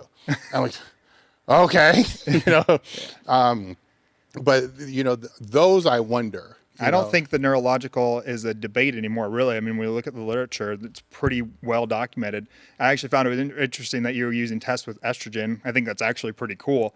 I think it's just what was in it. I mean, I don't think people realize how protective estrogen is, and how it's the real benefits, I think, on health from testosterone come from its conversion into estrogen. Like, estrogen is neuroprotective, it's cardioprotective, it's renal protective. The strength guys have known forever that estrogen helps with strength. You know, it's definitely has a strength pathway. And so, but the bodybuilders, are a lot of the guys who are just trying to look good at the gym. They take their androgens up to extreme levels and then crush the estrogen with AIs because they think it makes them drier, which is incorrect too. But, you know, they're actually probably harming themselves. There's probably a lot of neurological damage coming from high levels of testosterone or androgens in general. And we know there's certain compounds that are harder on our brain than others. So there's things like the nandrolones and the trends are actually pretty harsh on the brain at higher levels. And then there's things like winstrol that are actually not too bad on our brain health, but they're terrible for our heart health, unfortunately, you know. But we know now that a lot of compounds are terrible for the neurological health, and they can change us in ways, whether that's increasing risk of Alzheimer's and dementia or changing our mood. We don't fully understand now, but we do know that things are changing. Yes. Yeah.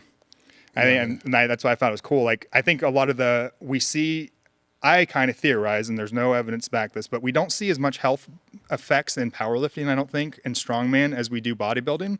I honestly think the bodybuilders get affected more because they modulate or they crush estrogen so much, where powerlifters have always ramped estrogen up. Yeah, I mean, I never fucking took an AID. Yeah, I didn't even know what it was. I was lucky that I listened to guys like you, and I was really into powerlifting and I was always listening to, estrogens or estrogen gets you stronger. You hold on.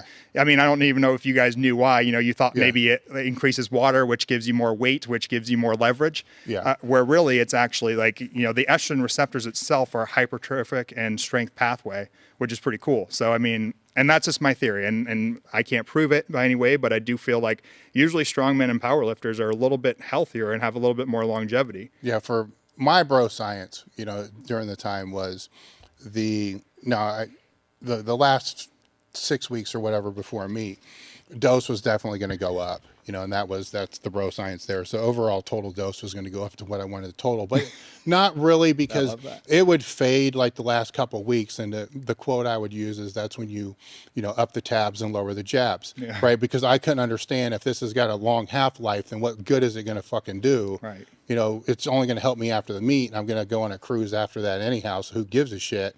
But that gives me more freedom to be able to take the tabs way the fuck up, because that helped.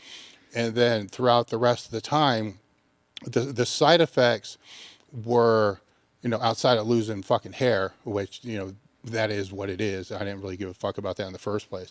But if the acne started to get bad, I would see that as, okay, I'm aromatizing, which means my shit is not working to the degree that anything I take over this point right now is fucking just wasting money. And I probably need to switch compounds. I need to do something, because now this is not working. That's how I would see it. Now, the bloating to a certain point was beneficial. Yeah. But a lot of that was also sodium loading and all the other stuff to be able to control that. The aggression, that would kind of be one of those things to where, this helps with the training. And then it would be like, if I want to kill people at every stoplight, then my dose is too high. So I was using a lot of these things as guides of something has to change, because if this is how I saw it. Like, if this is happening and the side effects in my brain are coming because the dose is too high, right? Side effects aren't going to, bro science, side effects aren't going to come if it's optimized, right? So, change, pivot. But I didn't have to step on everything was under a bar too. And I also realized that when a lot of those things would stay super like that, then the bar lifts dropped. Yeah. And benefit of conjugate, I'm like maxing out every fucking day with the max Everest. So I got this gauge, for that. And so in some way it did kind of regulate itself to a point, where when the bodybuilding friends that I knew, it was just like fucking anything, like, no, pulling water, take Lasix.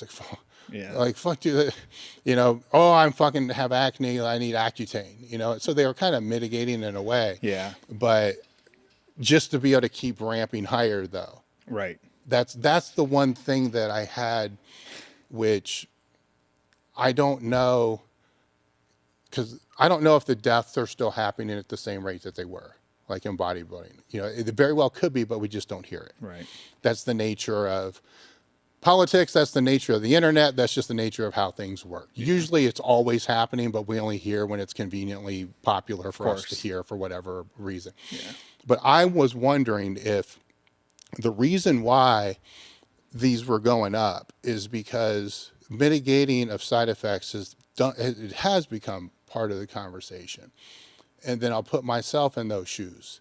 Like, well, if I could go back and had easier access to blood pressure medication, would I have lowered my dose? Fuck no, I would not have lowered my dose. I may have taken more. Right.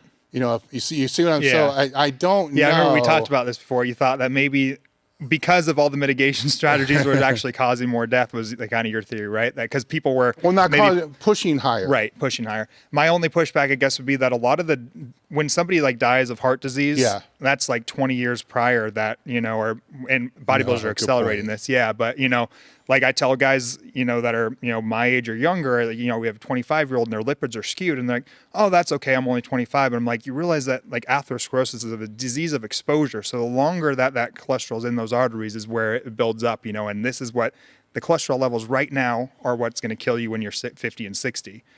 So we need to, and bodybuilders just put they pedal to the metal that they increase that speed because they are doing it all, at a younger age, and they're accelerating it all.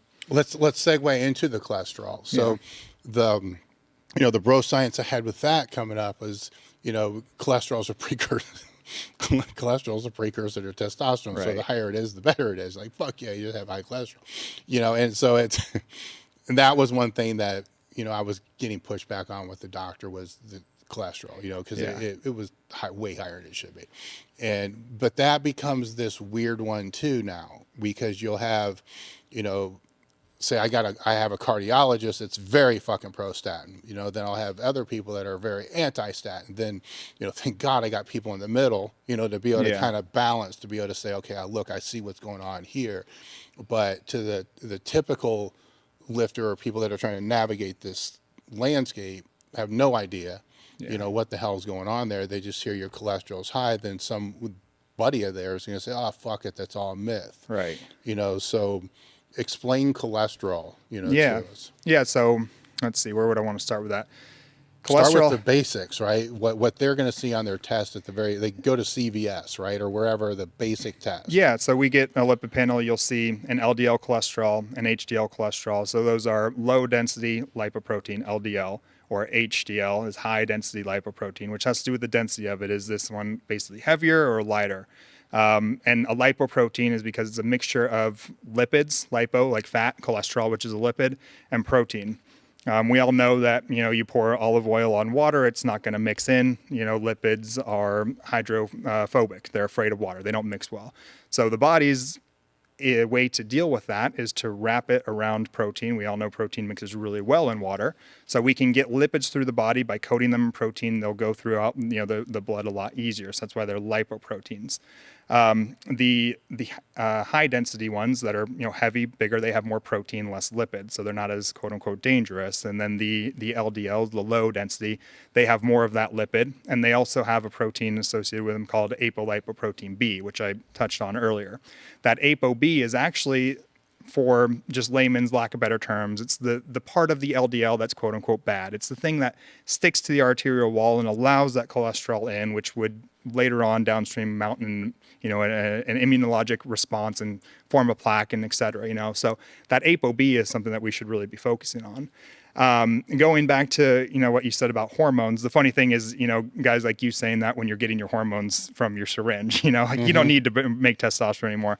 But also when guys say that for the natural lifter, if somebody's like telling you that your cholesterol is going to be responsible for your hormone production, they probably don't understand basic physiology. Because we know that what we measure in the serum cholesterol that we draw out of the blood, that's only a small fraction of your total body's cholesterol. Our brain makes its own cholesterol. So I hear that one a lot too. If you lower your cholesterol too low, you're going to affect your brain health. That's absolutely not true. Our brain makes its own cholesterol. So you're fine there. And then also every single cell in our body has cholesterol. The lining of every cell is made out of cholesterol. And so we have unlimited amounts of cholesterol to pull from. Lowering your cholesterol is not going to hurt your hormones. It's not going to hurt your brain. It is going to improve your risk of, or improve your overall cardiac health though, and reduce your risk of cardiovascular disease. So, I'm one that definitely is trying to get lipids as low as possible when it comes to the LDL and the ApoB. We know that people who are even very metabolically healthy with familial hypercholesterolemia, meaning that they are born with high levels of cholesterol, both HDL and LDL, they have a extremely increased risk of cardiovascular disease based when compared to other people who don't. And so even if they're healthy, even if they have good insulin sensitivity, even if they don't have inflammation, even if they exercise and sleep right and everything else, their risk is still greater. They die of heart attacks and strokes more than those who don't. So I think it's something that we should definitely be trying to lower all the time. So when the statins come into the equation, after you had the conversation about trying to get the diet in control, And we're going to talk about what that means later too, because I think there's some fucked up shit going on right there. So the statins are in the next place where a lot of this not necessarily debate. Which is cool. Like, come to Marek and statins probably won't come up for a long time because we have so many other cool drugs now that we don't have to rely on statins, and statins are awesome. And I hope, I don't want your listeners to think we're anti-statin, because for some people they can be great. For some people they can't be, because they do run the risk of causing myalgias, like muscle aches and pains. At Marek, we're dealing with guys like you and I. We don't want to give people, I don't want to lower somebody's cholesterol just to make them not be able to work out. Yeah. That sucks. That's the biggest downside of statins. So there's other drugs, though. We like to utilize something called ezetimibe. Ezetimibe is mild. It's not as potent as a statin. It can lower your LDL-C by around 16 to 18%. What it does, though, is block the intestinal absorption of cholesterol. I guess I should back up a little bit there, too, because when it comes to diet, everybody's heard that eating cholesterol doesn't increase cholesterol. And that's probably right. For most people, that's true. The cholesterol that we eat, it's too big usually to get into circulation, or we just kind of excrete it out. For some genetic outliers, they can get that cholesterol in. So there's some people, who eat cholesterol and their cholesterol goes up. Most of us not. The saturated fat, though, will go in and increase LDL cholesterol. But the way that the ezetimibe works is because our liver will create this cholesterol, shuttle it into the bile. So we have a lot of cholesterol within our bile. The bile goes into the small intestine, gets reabsorbed, and the liver takes it back in. So it's this circle. The ezetimibe blocks the reabsorption of the bile and the cholesterol. So the liver senses, well, I'm not getting as much cholesterol in. Let me use more of what I've got in the blood. So we kind of just use up your own. Where a statin will shut down. It works on an enzyme called HMG-CoA reductase. It shuts down the actual synthesis of cholesterol. So we don't have to do that. We can just use ezetimibe, trick the body into using more of what it's already got. There's also a new line of drugs called PCSK9 inhibitors, where it's if you have an actual real issue, you can go to your doctor and get an injection. It's every few weeks, and that will really lower cholesterol with none of the statin side effects. So you don't have to jump straight to a statin. And if you're one of those people who gets muscle soreness, don't do it. Pick other things, That last drug that you mentioned is, how long has that been around? A few years. It's a monoclonal antibody. It's unfortunately something that is still, it has its trademark. We can't get a generic, so it's not something we offer at Marek, unfortunately. Is it the one that's super expensive? Repatha. Okay. Yes, Yeah. because that was presented to me several years ago from one of the cardiologists. Yeah. And because I was having issues with statin before the issues that before getting with you guys Right. and figuring out the other shit. But, that was one of the things. And I'm like, well, okay, it's like once a month. And it's like, I forget, like 10K. I'm like, Yeah, it's the something fuck? crazy. Like, no, man, it's not worth, no, Right. no. I'm hoping one day it's to where, we can get it generic and just run something like that. It'd be awesome. But it's the way he was explaining it to me outside of that context is the technology that's being used to create that, can also be used in the future to alleviate a lot of other things. Yeah, for sure. Which is very fucking interesting as we look down the line. Granted, it takes 10 years, 20 years for anything that we see as hot and new. Right. To actually make it to the market. Then when it does, it's 10 grand. Yeah. And it takes, how long is a patent? 20 years. Yeah. Like 100 years from now, it will be available. Right. Through that. Not through private pay, it will be available sooner, but you better have a fucking ton of money to be able to pay for it. But there's, the ezetimibe, super cheap. Yeah. It's generic. It's cheap. It's the smallest pill I've ever had. I take it daily just for prophylactic reasons and I think if I were getting in the game now, I would tell people, right out the gate, throw something like ezetimibe in. It's going to lower it a little bit. So you're going to get some lipid skewing from the drugs. We all know that, it's going to crush HDL and your LDL is probably going to go up a little bit. So add something like ezetimibe in potentially, a blood pressure medication, and we can mitigate a lot of risks. And, of course it's never going to be safe, but it can be safer. Riding a motorcycle is not safe, but we can make it safer if you wear a helmet and some pads and stuff, and that's how I kind of look at bodybuilding, powerlifting, whatever. Of course, it's never going to be quote unquote 100% safe. Yeah. And that doesn't mean don't do it. It just means do it safer, Yeah. Blood pressure is actually the next thing I have on my list here. So we'll take a break real quick and come back and jump into that. Sounds good.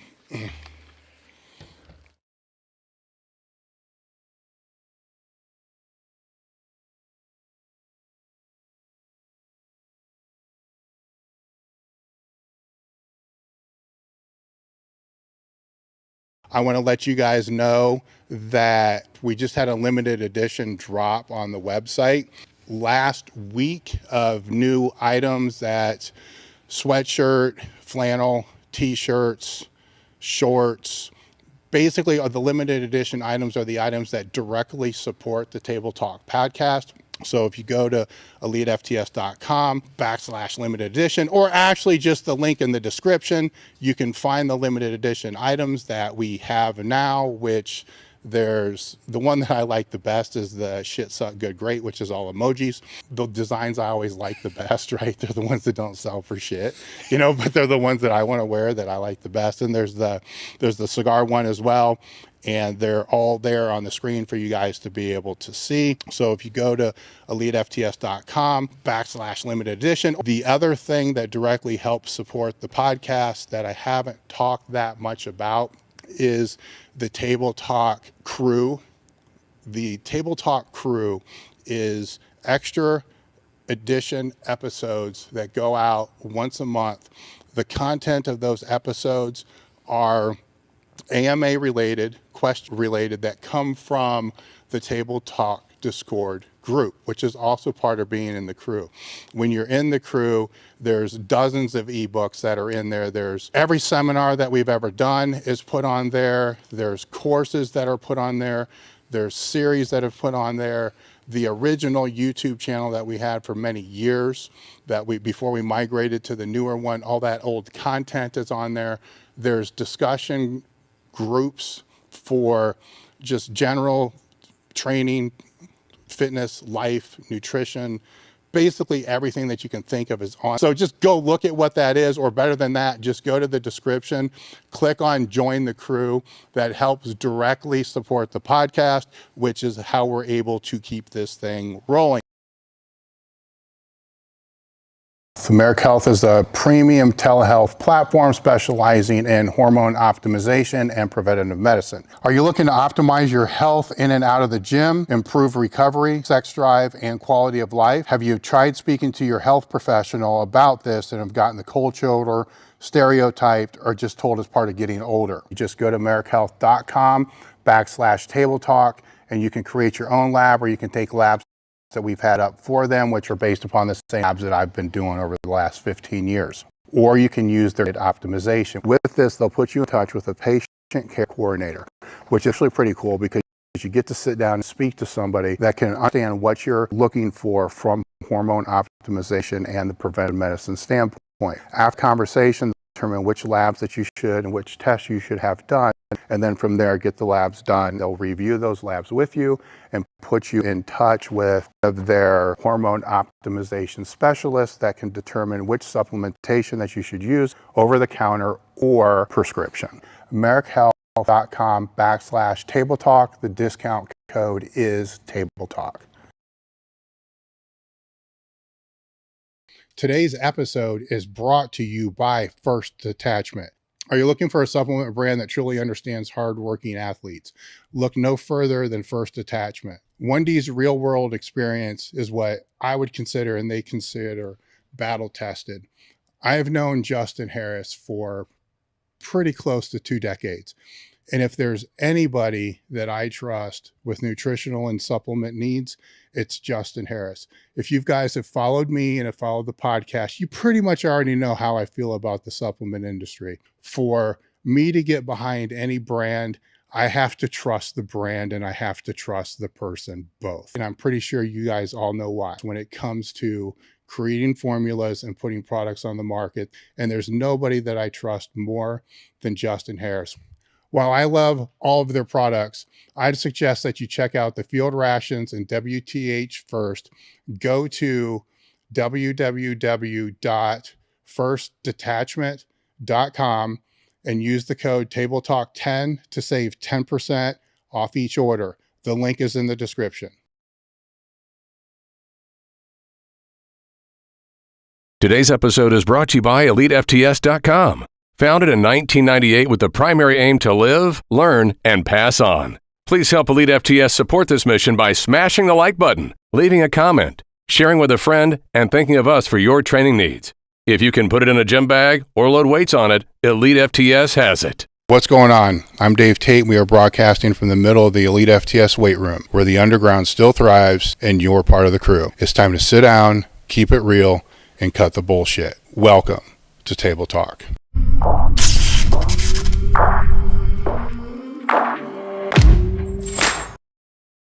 I want to let you guys know that we just had a limited edition drop on the website last week of new items that sweatshirt, flannel, t-shirts, shorts. Basically, the limited edition items are the items that directly support the Table Talk podcast. So if you go to elitefts.com/limited edition, or actually just the link in the description, you can find the limited edition items that we have now, which there's the one that I like the best is the shit suck good great, which is all emojis. The designs I always like the best, right? They're the ones that don't sell for shit, but they're the ones that I want to wear that I like the best. And there's the cigar one as well. And they're all there on the screen for you guys to be able to see. So if you go to elitefts.com/limited edition, the other thing that directly helps support the podcast that I haven't talked that much about is the Table Talk crew. The Table Talk crew is extra edition episodes that go out once a month. The content of those episodes are AMA related, question related, that come from the Table Talk Discord group, which is also part of being in the crew. When you're in the crew, there's dozens of ebooks that are in there. There's every seminar that we've ever done is put on there. There's courses that are put on there. There's series that have put on there. The original YouTube channel that we had for many years, before we migrated to the newer one, all that old content is on there. There's discussion groups for just general training, fitness, life, nutrition, basically everything that you can think of is on. So just go look at what that is, or better than that, just go to the description, click on join the crew. That helps directly support the podcast, which is how we're able to keep this thing rolling. Marek Health is a premium telehealth platform specializing in hormone optimization and preventative medicine. Are you looking to optimize your health in and out of the gym, improve recovery, sex drive, and quality of life? Have you tried speaking to your health professional about this and have gotten the cold shoulder, stereotyped, or just told it's part of getting older? You just go to marekhealth.com/table talk, and you can create your own lab, or you can take labs that we've had set up for them, which are based upon the same labs that I've been doing over the last 15 years. Or you can use their guided optimization. With this, they'll put you in touch with a patient care coordinator, which is actually pretty cool because you get to sit down and speak to somebody that can understand what you're looking for from hormone optimization and the preventative medicine standpoint. After that conversation, they'll determine which labs that you should and which tests you should have done, and then from there, get the labs done. They'll review those labs with you and put you in touch with one of their hormone optimization specialists that can determine which supplementation that you should use over the counter or prescription. marekhealth.com/table talk. The discount code is Table Talk. Today's episode is brought to you by First Detachment. Are you looking for a supplement brand that truly understands hardworking athletes? Look no further than First Detachment. 1D's real world experience is what I would consider, and they consider, battle tested. I have known Justin Harris for pretty close to 2 decades. And if there's anybody that I trust with nutritional and supplement needs, it's Justin Harris. If you guys have followed me and have followed the podcast, you pretty much already know how I feel about the supplement industry. For me to get behind any brand, I have to trust the brand and I have to trust the person both. And I'm pretty sure you guys all know why. When it comes to creating formulas and putting products on the market, and there's nobody that I trust more than Justin Harris. While I love all of their products, I'd suggest that you check out the Field Rations and WTH first.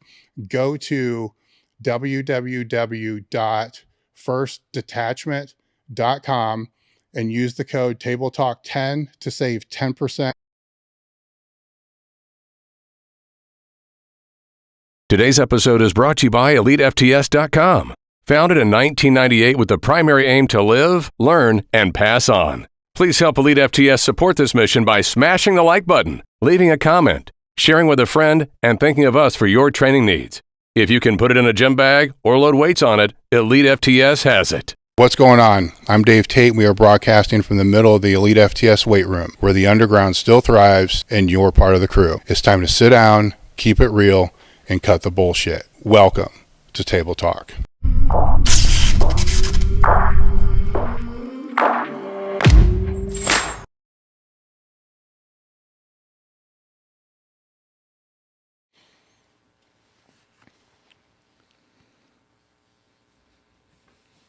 All right, guys, we're back. Where I want to go into is I'm working through this list here, and we just tapped on diabetes and insulin. So I do want to get, I want to get into the blood pressure because the heart's the biggest thing, right? To me, there's metabolic health and cardiac health that plays into these equations, but the insulin also plays into the heart as well. So if we're to discuss, blood pressure, and you said something earlier about, what do they call it? Insulin resistance, right? Which what's that mean, right? So it's another one of those things where if we're to follow the path, which should come first, the discussion on insulin or the discussion on blood pressure? I would say as far as importance, or just importance of easier for you to convey. Let's just go into insulin real quick, because everybody hears insulin sensitivity, insulin resistance. They don't know what that is. Blood pressure, everybody knows, your pressure's higher. So insulin, real basic. Insulin is a hormone our pancreas produces in order to help to deal with glucose that we take in. So we eat anything, we have glucose in our bloodstream. It needs to get into the cells. It needs to get into muscle tissue somehow. Insulin is the vessel or the vehicle that allows glucose to get into the cell. So when insulin goes up, it tells the cells to let in this glucose, and the glucose can shuttle in. What happens in insulin resistance is that insulin is no longer signaling to our cells to let the glucose in, so our glucose remains elevated. And elevated glucose causes a host of negative issues.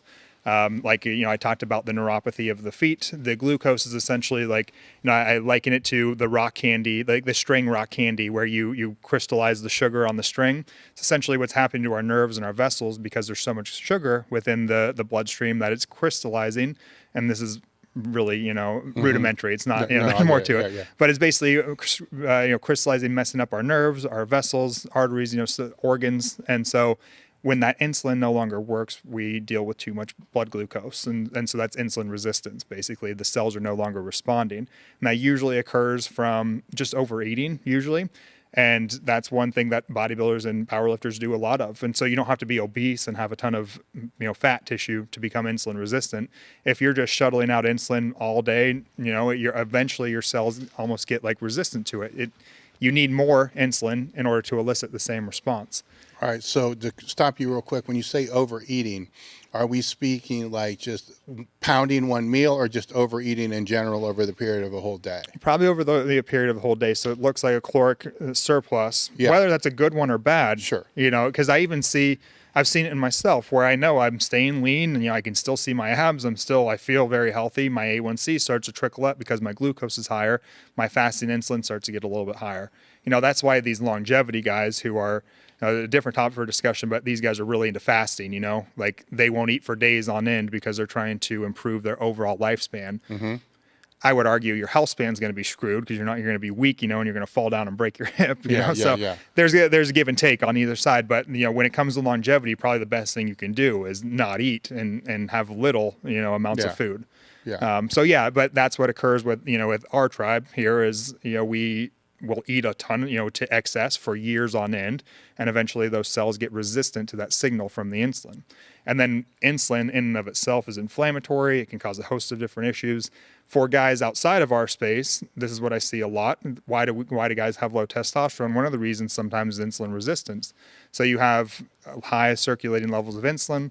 We know that insulin interferes with the part of the brain that starts the process of making testosterone, the hypothalamus and pituitary. So you get dysregulation there. You're not producing as much hormone there. It's not sending signal to the testes to make testosterone.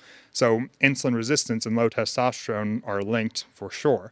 And so is about every other disease state. Cancer, diabetes, metabolic syndrome, like all of these have the root is usually insulin resistance. So it can start a whole host of negative, ramifications. So how does one go about checking that? So that one is difficult. What we like to do is take a fasting insulin, which isn't the best way by any means, but it gives you a good look. And that's something that I'm sure before coming to Marek or to Eric, Toronto, you never had done, because I never had. We don't even learn to test that in school. You don't learn to test the fasting insulin. But we can tell that, or we can kind of assume, if you're fasting, not eating, and there's no reason for you to be getting that signal of insulin out, your body really shouldn't be producing high levels of it. And so we kind of, we look and we hope that your levels are below 5. So are you talking like morning insulin? Yeah. So fasting, just your fasting morning insulin. That's what we draw at Marek. We really focused on, because I know Eric doesn't really like the A1C, and I would agree with him for reasons, because A1C can be skewed due to different people's blood cell lifespan. I guess I should talk about what an A1C is real quick too. Yeah. So an A1C, a hemoglobin A1C, is a measurement of essentially how much glucose your red blood cells have been exposed to for the past 90 days. So like I said, that the sugar kind of crystallizes, it leaves an imprint, and we can look at that on the red blood cells. So they look under the microscope and they can say, over the past 90 days, because it has this much basically sugar imprint on it, we know that their glucose has been on average around 130. So it is too high, and so that's when you get that, I'm pre-diabetic or I'm diabetic based on the A1C number. Where doctors like, Dr. Toronto doesn't really like that is because there's a lot of variability in individuals. Your blood cells may last for, 150 days. And so if your red blood cells last longer, they're going to be exposed to more glucose. You're going to get a false reading. Conversely, if your red blood cells have a shorter lifespan from whatever genetic trait, you're going to have a false low reading. And so it's not always the best marker. And I know, yes and no, right? Where the reason I'm saying that is because this actually will answer one of the other questions that came through our Discord thing is, should drug-free people have their blood work done? Is if with what you're saying, yes, that can be true in both of those cases, but the best way to know is to have a record of where you are. You go 100%. Yeah. Right? Because now know this is your baseline, and maybe it is your baseline, maybe it's not because it's the first time. Yeah. Right. But after 3 or 4 times, you get an idea of here's where your baseline is. I still get an A1C. We still get an A1C. We like A1C a lot. I'm just saying why some people. Sure. And there's, fasting insulin's a great one. The other would be an oral glucose tolerance test where you're given a glucose challenge, you take in glucose, and we measure to see how quickly do you clear that. Does your glucose remain elevated for a long time, meaning the insulin isn't being able to give that signal? Yeah. Or do you clear it right away? You could also wear a continuous glucose monitor. We usually recommend our clients who are really into this kind of thing, use that, see any minute of the day what your glucose is. If you haven't eaten for 5 hours, it really shouldn't be hovering around, 120. If it is, there's a problem, No, it can also show spikes too. Exactly. On things that you may not know. And spikes are okay. That's one thing where I get afraid of continuous glucose monitors. A lot of people will sell these things. Like if you don't know what you're looking at, it can just be noise, and you hear glucose spike is bad, and not necessarily. It's normal. You need to be able to interpret that. And so I'm usually hesitant to recommend continuous glucose monitors to everybody, because otherwise they're like, oh my God, it's spiking. I'm like, yeah, it should be. You pound a whey shake, your glucose is going to spike, and you didn't even eat sugar, Yeah. So. God, I hate to ask this because of it just stirs shit up with the stupid thing. But for a short period of time, I did this diet from J.M. Blakely that was this bulk diet, which was a short period of time for fucking 4 weeks that everybody thinks was for a year. And it was insane, right? But a big part of it, and this is fucked up, right? I wonder what your take is. It fucking might even be true after, was to eat a Hershey bar, the simple, just straight Hershey bar, every hour, right? Because you could always, basically to control blood sugar. High, but it's controlled like the whole fucking time, right? Which is to be able to control it. If you're trying to gain weight, then you can just shuttle all the other food in. Gotcha. You know, so basically the thing with that was, even if you're stuffed to your gills and you can't eat anymore, it can just melt down your throat because it's very simple. But back then, his theory on that was to control blood sugar while it's high, it's still controlled at that same level. Gotcha. So yeah, I don't really worry about the spikes. The spikes are normal. Well, there's going to be no spike, right? Because it's always high. So that's what I'm saying. Like, I don't think we need to worry about that so much when people throw around terms like "don't spike your glucose." I'm like, you don't know what you're talking about. And you're going to. The issue is not so much the spike; it's the how quickly can you recover. Does it spike and remain high? Because that's not good. Then we're having too much glucose in circulation. Just a spike. We're all going to get a spike, and that's very normal. It spikes, but does your body deal with it appropriately? You know, are you very insulin sensitive? So when that spike occurs, all of that gets shuttled into the muscles. That's how we should be, you know? Yes. Or are you to a point where it spikes and it stays high? That's not good. Well, the important thing is if you're insulin resistant, then it's going to be harder to put muscle on. It's going to be harder to make gains. That too, yeah. But I think that becomes the catchphrase where a lot of people just default to, I'm not making gains, I must be insulin resistant. Yeah. That's why I asked, how do they know? Exactly. Because a lot of times that may not be the case. It may just be lifestyle factors that are playing into that. And maybe they are insulin resistant, but yeah. Well, you see what I'm saying? It could be because of those lifestyle factors. No, it's definitely a catch. Well. It's a catchy term that sells, just like inflammation. Yeah. You know, it's like all inflammation is not bad, but you throw inflammation in an Instagram reel and people are like, oh no, you know. Well, if you're going the rested insulin, so it's just finger prick in the morning, you know, blood glucose in the morning. Is that a good enough measure? I don't think the glucose is, no. Because, you know, in the morning it's hard to, because what occurs in the morning is we have something called gluconeogenesis. When we're sleeping, our body, on our circadian rhythm, when it knows it's time to wake up, our cortisol will spike, which increases our overall core temperature, and that wakes us up. Yeah. But by doing that too, that cortisol can cause an increase in our liver to start producing glucose. And when you look at it from a teleological or like an evolutionary reason why that might occur, you know, you're about to wake up and face whatever may be out there, your body shuttles some glucose in. So if you actually wear a continuous glucose monitor, you'll see it's called the dawn phenomenon, that right before you're about to wake up, your glucose spikes really high because your body's producing it. So, you know, sometimes I see guys who are super metabolically healthy and they get labs like first thing, they'll have the you know, LabCorp come out to their house or something. Yeah.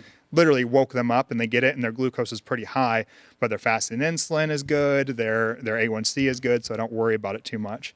So I would say a continuous glucose monitor is superior to just individual one morning finger prick. Yeah. And then, you know, there's other labs like looking at the A1C to get a reading of 90 days. There's the fasting insulin. So it's a conglomerate of things. And that's why I like something like Marek, is because we can analyze everything. Yeah. Well, the other thing is good luck getting any of this shit without them. Yeah. Right? Because I have, you know, and it's. Yeah, they'll just do a glucose. Well, it ends up being private, you know, it's still private pain. It's a pain in the ass, and it's just. There's glucose, even, you know, there's even insurance companies that won't pay for an A1C. Oh yeah, I know. And, which is crazy. You know, you don't want to see if this person's pre-diabetic and we can make a change. You want to wait until something, you know, like I talked about, like a toe falls off. You know, yes, exactly. With the, I made a note here for labs and I fucking forgot. Oh, the labs. This is the sidetrack. Just real quick, is when people do get their labs done, if it's through Marek or through anybody else, these are my lab rules. Like, you can tell me what you think, but I like to control as many controllables as I possibly can. So, and I won't train for 4 days beforehand, right? Because I want that to be, I can control that. Like, I don't have to fucking train. You know what I'm saying? Right. That this is more important because this impacts my ability to recover, right? Which is going to impact all the training sessions preceding after the labs are done. Yeah. I can sacrifice one fucking training session because you're taking 2 days off at some point anyhow. You know, so that's one thing. The other thing is, you know, obviously fasted and trying to get it done at the same time. Absolutely. You know, at least close to the same time in the morning, and to make sure I'm very well hydrated. Yep. And where I think and see other people make mistakes with this is they're not consistent with it. So like once will be, oh shit, I fucking forgot about it. And I have done this, you know, I forgot, you know, I trained on the weekend and this was on Monday, and it's still fine because you can assess and kind of weigh that out. Yeah. But some of these simple variables, even like hydration, can make a big ass difference. Yeah, we should talk about why too, because I don't think people realize that. And if you're a lifter in general, even a recreational one, your labs are going to look a lot different than your doctor's used to looking at. Yeah. And so if you trained the day before, you may see an elevation in liver enzymes, you may see poor kidney function, you may see inflammation, you may see elevated prolactin, and your doctor's going to be looking at it like, holy shit, your kidneys are failing and you have elevated liver enzymes, but all you did was train hard the day before you hit some legs, Well, the prolactin's going to be a good one. Keep going. So all of that stuff can be increased by lifting alone. And so that's why we try to, that increase isn't a pathologic increase. Like I said, with the inflammation, it can be good. We know that the inflammation is great when it comes to recovering from exercise. That's why we tell you not to take an ice bath, after lifting, because it's going to blunt hypertrophy. The inflammation's a good thing. So we see these, and that's where people like myself and Marek and Dr. Serrano can all evaluate and go, oh, okay, we're looking at a lifters. I don't even look at creatinine and estimated GFR. That's so stupid. I can't. If you have more muscle, yours will always be skewed. Yeah. You're a bigger dude.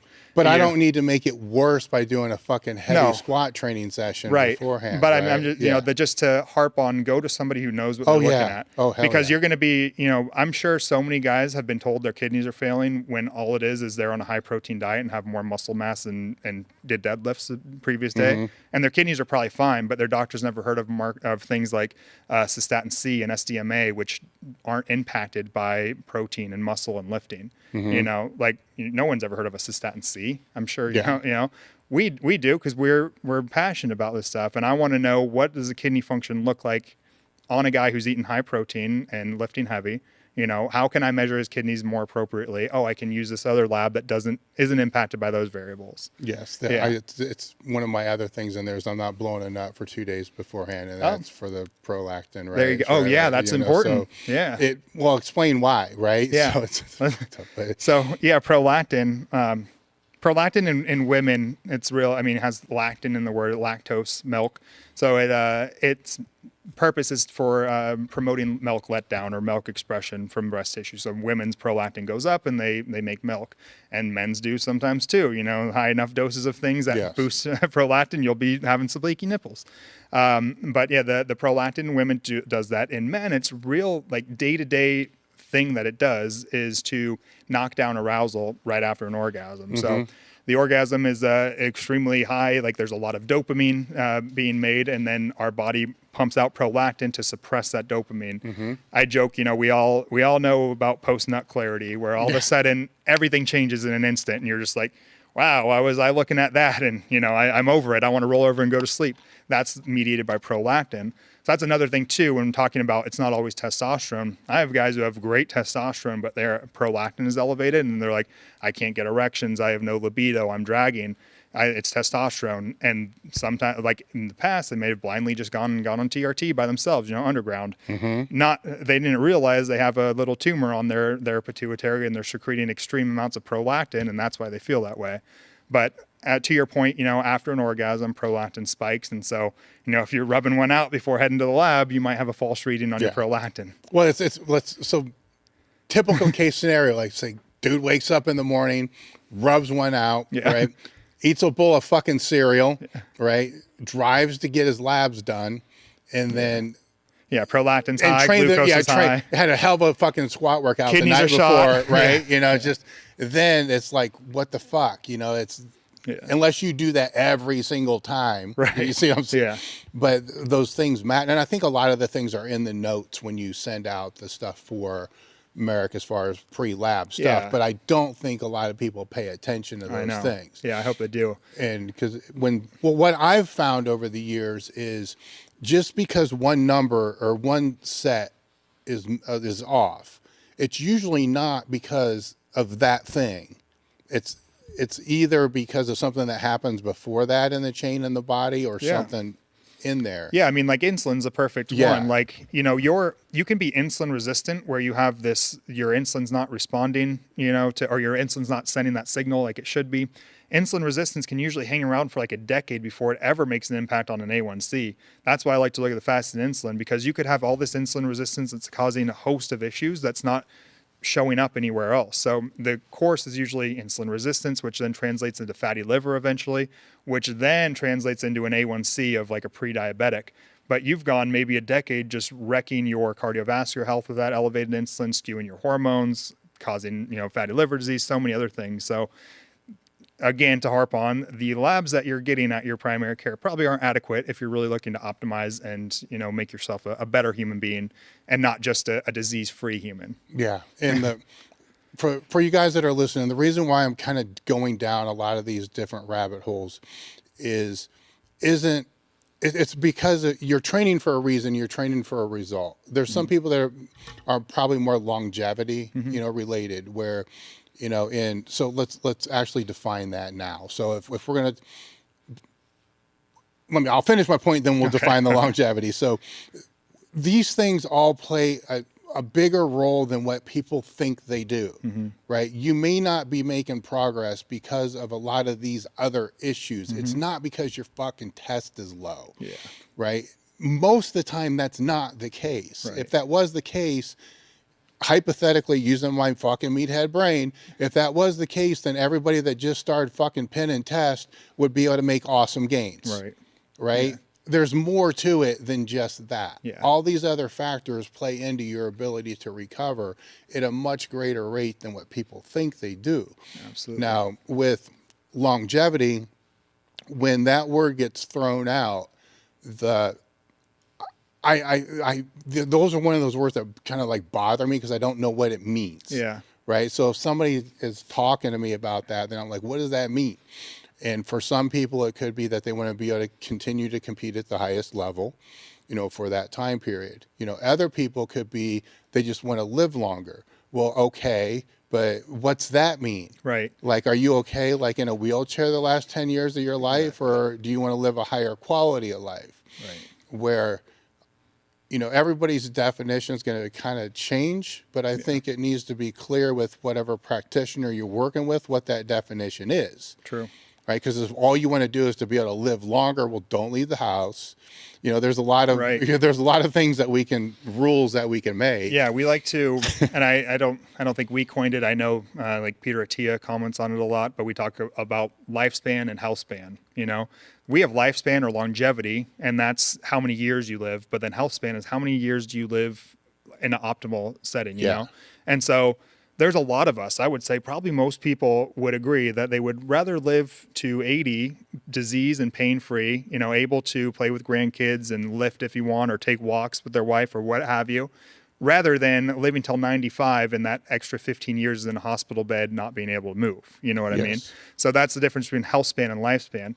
We want to increase both of them 100%, but we want to make sure that the lifespan is, by increasing the lifespan, we're also concurrently increasing the health span and allowing you to live those extra years pain-free and able to do the things you want to do, being able to, even just walk up a flight of stairs, which a lot of people can't do at about 60 these days. Well, I think for many, if they're being honest with themselves, right, I've already compromised my health span. Yeah. I've already ticked years off the back end. That's already been my lifespan. I've already compromised my lifespan. Yeah. Right. So my only choice at this point is to optimize the health span that I have. I already made that deal with the devil a while ago, right? So now let's get the most out of what's left because of that. Yeah. Now, if we were talking, 25 years ago, then it would be, how in the fuck can I get 3 more years out of this sport span, right? Like, maybe that's the way to call it. Sport, yeah, right. And then that's different. So a lot of these factors then change. Like, one goes from a mitigation standpoint, the other one goes to an optimization standpoint, where I see a lot of problems with friends of mine is they haven't mentally shifted from the mitigation standpoint to the optimization standpoint, and that's hard, right? And they're gonna have to figure that out. I mean, you guys can help, the best that you can, but you're not fucking mental practitioners. They have to figure that out too, but exposing a lot of these conversations also helps that too. Yeah. Like, you don't need to be mitigating shit when you're in an optimization state. That doesn't make sense to me. Right. Like, what's the what do you want? I don't get it, and but I've got through that point. Yeah. I mean, yeah, we even talk about that now because there's drugs that come out and we talk about like, oh, this is a super cool appetite suppressant, but then you need to take a beta blocker in order to take it. And we're like, well, why the fuck would you even take it if you need to add other drugs? You know, we're in this new stage, like you're talking about optimization. So cool, you lose weight, but you skewed your blood pressure and now you have to take a beta blocker for that. You know, it's just like, I get, so I'm, I'm agreeing with what you're saying. Like, we're not in the mitigation anymore. Let's just do things that are only optimizing. Yes. And then with the optimizing, there's one component to where the more meds you stack on top of more meds, you start running into side effects you don't know can happen because of all those different meds. Right. But there's also a whole host of meds that are really, really, really safe. That I'm not a pharmacist. I'm not going to claim to be. I'm not a doctor. I'm not going to claim to be. But there's a lot of things that you can stack on top of those other things that are actually probably in a way safer than supplements that you're going to buy over the counter or something. 100%. And definitely safer than fucking SARMs. Yeah. Which is another conversation that we're going to have. So then you don't want, because I have friends that get caught up into that too. It's like, dude, I'm already taking, if you count, you know, the test and stuff, I'm like already taking like 6 things. Now this, I don't want to take 8 things. Like the fuck are you talking about? You know what I'm saying? I don't get that because so what you really want to I'm going to rant here again. So what you really want to end up doing is to be able to not even take the 6 things, but end up 10 years from now, only having to take 2 that you need to take just to stay the fuck alive. Exactly. Yeah. Right. It's weird. Really fucking weird. I don't know where, like, I think because we kind of stem from like the Puritans, like us in the U.S. have this really like puritanical thing, like the less is better, natural is better. I'm like, why? You know, it's crazy to me. Like this, but these fuckers will take twice as much test as they're supposed to. That's the funny thing. Yeah, I know. Yeah, I think Phil and I were joking about that too when he's like, well, because his argument was, I think a lot of my buddies have this feeling where they don't want to take blood pressure medication because they feel like they're less than. They should be good enough to have good blood pressure. I'm like, you should be good enough to get on the Olympia stage with no drugs then. You're right. You fucking suck. You're pathetic. Look at all the drugs you take, you know? Oh, but yeah, I don't get it. And then they're like, I don't want the pharmaceutical drugs. I'm like, oh, this is what I tell patients this all the time, and it changes quick when they go, oh, I don't want to do any pharmaceuticals. And I'm like, okay, yeah, because your testosterone is coming from a pharmacy. Well, get rid of that. And no. Like, I want the test. I'm like, well, it's very fucked up. Yeah. It really is. Exactly. And, I get it. I understand that there's a lot of fear around pharmaceutical companies, and 100% the pharmaceutical companies have been shady as shit, and we've seen a lot of shady stuff in healthcare. But there's a lot of good things that you can use too, and don't let like one small thing completely, change your opinion on drugs as a whole, Oh God, you're asking people to think outside the box. I know. It's hard. Oh fuck, right? It's hard. You can't do that because I don't want to get on that, right? Because all of us have made the proper decisions ourselves throughout our whole life. Yeah. We've never done anything even a little fucked up here and there and tried to justify it. But anyhow, all the drugs they like also come from pharmaceutical That's what I'm companies. saying. Yeah, Yeah. Yes. I mean, you realize like all of these were made by pharmaceutical companies, right? Yeah. This would be a good question to pose out there for the people that are on that is, let's say, one of the big pharmaceutical companies actually made Tren and you had access to be able to get the prescription for the Tren. Would you take that Tren or would you still take it from the guy that's making it in his bathroom? Yeah. Same cost and legal. Yes, You're always going to take the pharmaceutical. Yeah. We all know. I mean, you look at the forums. Everybody's trying to get the pharmaceutical source. Yes. Who has the hookup for the farm? That's Yeah. You want the actual GH, not the China stuff. Yes. So with the blood pressure, which we have alluded to, that's it's probably the biggest. That's a big one, right? And so I can't remember where the blood pressure meds just made you tired as fuck. Right. And that's no longer the case, by the way, where that was, if I'm thinking back to what the pushback on the blood pressure meds was for the generation that I came up in, there were 2 things. It was, most likely they weren't going to be able to get a prescription for it anyhow, because they were going to be judged and they're just going to be told to go off the shit. So there wasn't going to be any mitigation. And then if they were able to, it just knocked them out. I mean, it just wore them out. It just made them tired as hell. But then that became this stigma that all blood pressure medications just make you tired as hell. Right. And then that's no longer the case, where That's, to me, out of the people that I've known over a period of years, that seems to be the biggest culprit, is the high blood pressure. Yes. Even moderate, like it's not that high, it's still within range, or it's just out of range. So it's okay. Well, just like, that's another, people say it's just out of range. I'm like, so is your testosterone, And they're like, well, I'm only at 130 over 90. That's just a little bit out. And I'm like, your testosterone's just a little bit out of range. You're wanting me to bend the range for testosterone, but not, Yeah. But yeah, I think to your point, not only the blood pressure, but there's this whole pathway that androgens ramp up. It's called the renin-angiotensin-aldosterone system, or RAS, RAAS. A lot of the plagues and the detrimental effects of androgens come through this pathway. So we get the blood pressure, we get the cardiomegaly or the left ventricular hypertrophy, we get the neurotoxicity, we get the renal effects, we get insulin resistance. A lot of this stems through that pathway. There just so happens to be two classes of drugs that modulate this pathway. They're either ACE inhibitors, or ARBs, which are angiotensin 2 receptor blockers, which I prefer. So there's something called like telmisartan, which is gaining a lot of popularity, and rightfully so, because I almost look at it as a performance enhancing agent. So we get to modulate, we get to knock out this RAS system. We work on the angiotensin receptor. We block that so that it can't cause vasoconstriction, it can't cause the inflammatory stuff, it can't cause the water retention, which, going back to the water retention, everybody blamed estrogen. Like, no, it's not really the estrogen, it's actually the RAS that came before, so let's just knock that out. I actually started taking telmisartan back then to modulate my water retention because I was taking so much growth hormone. I was having cankles. So I knowing physiology, I'm like, let me try this angiotensin 2 receptor blocker. Water retention was gone like that. I didn't need an AI. In the past, I would have, taken a Remedex or an Astrazole, when really the estrogen had no effect. It was the growth hormone stimulating RAS as well. So we can, if you just start out with something like a telmisartan, I would say almost prophylactically, because let's be honest, when you're starting to bump up testosterone, nobody's going to have normal blood pressure. Yeah. So you're probably going to be safe to almost prophylactically add something like that in. And the benefits of telmisartan are outside of blood pressure. Even as I've discussed, you get to mitigate all those other risks. But telmisartan's been shown to improve insulin sensitivity, so that means you're going to utilize your nutrients better. Improve endurance, that means you can squeak out a few extra reps. There's even, some thought that it can help to reduce body fat. So that's great for all athletes. Even strength athletes know it's better to have lean mass than fat mass. And then there's, I think, like one paper out there showing it may have some myostatin inhibition properties.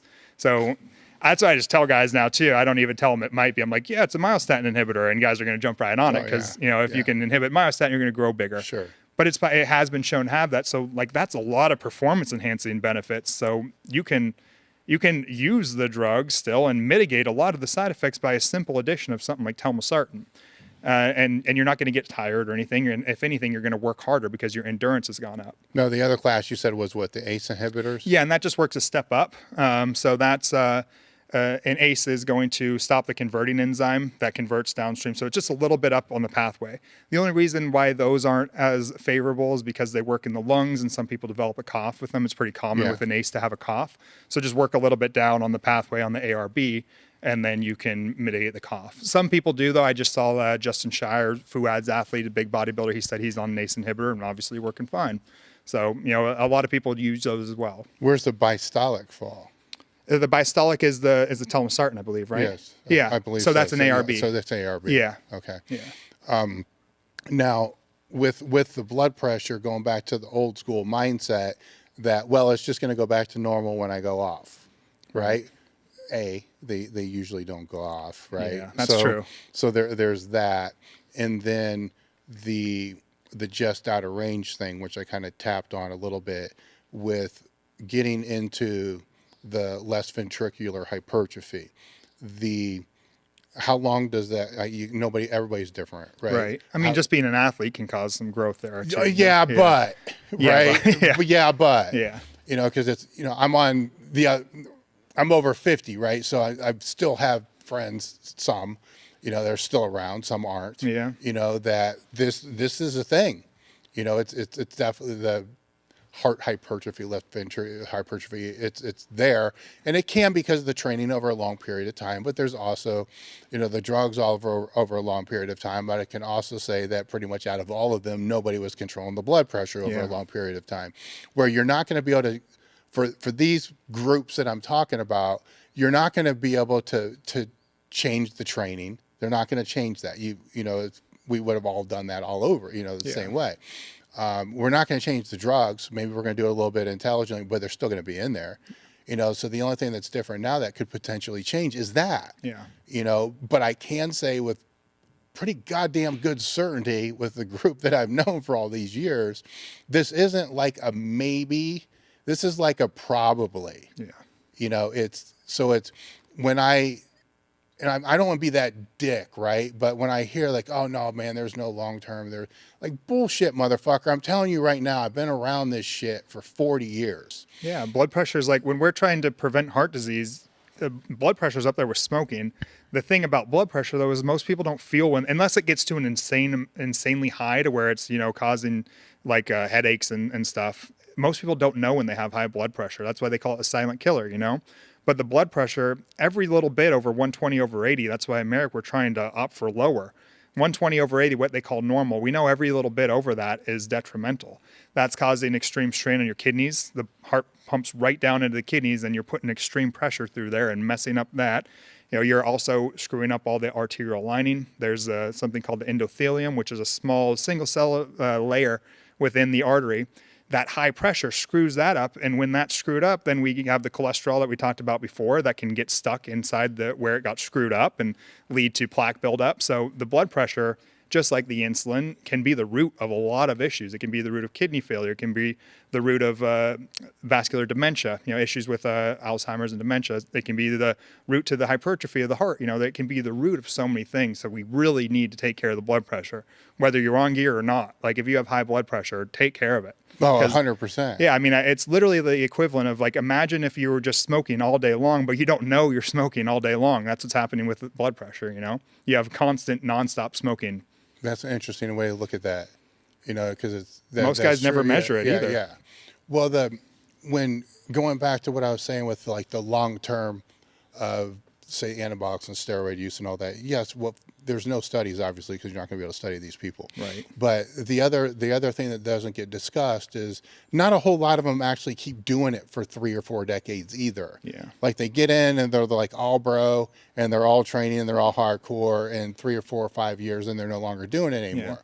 Right. So it's, that's where I've always kind of have an issue with, show me the bodies type of things. Like, well, you understand 90% of these fucking people aren't even long enough for this to even have any cumulative effect. If there is or is not one, they're not there because of that. And like I mentioned before, diseases of exposure, like cardiovascular disease, the damage is happening in me right now. I mean, and we know this because we when you look at pathology books, you can look at a kid dies at 16 from getting struck by a car or something. You take a cross-sectional look at their artery, they're going to have some plaque buildup in there already at like 16. So you're already starting to develop some plaque.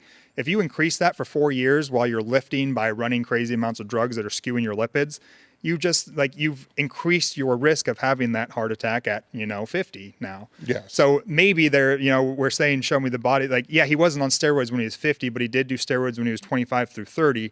And that may be why the heart attack occurred at 55, And again, I am not fucking against it, right? Me neither. Yeah. No way am I against. I'm just putting this out there that, it's a weird world that we live in where the middle kind of got forgotten somewhere, where there's this extreme side and this extreme side, but there's weird middle, which is always funny to look at with some of the comparisons that we've made, because, I've seen lifters that will put belts on if the weight gets a little too heavy because they don't want to get hurt. Maybe they put knee sleeves on because they don't want to get hurt, but they don't want to take blood pressure meds if their blood pressure is high because, it's this weird world that's there. But from my bitch and rant on that one is the blood pressure seems to be the one that I've seen the most with my peer groups over the period of time, and the one that gets the most ignored, which is really weird too.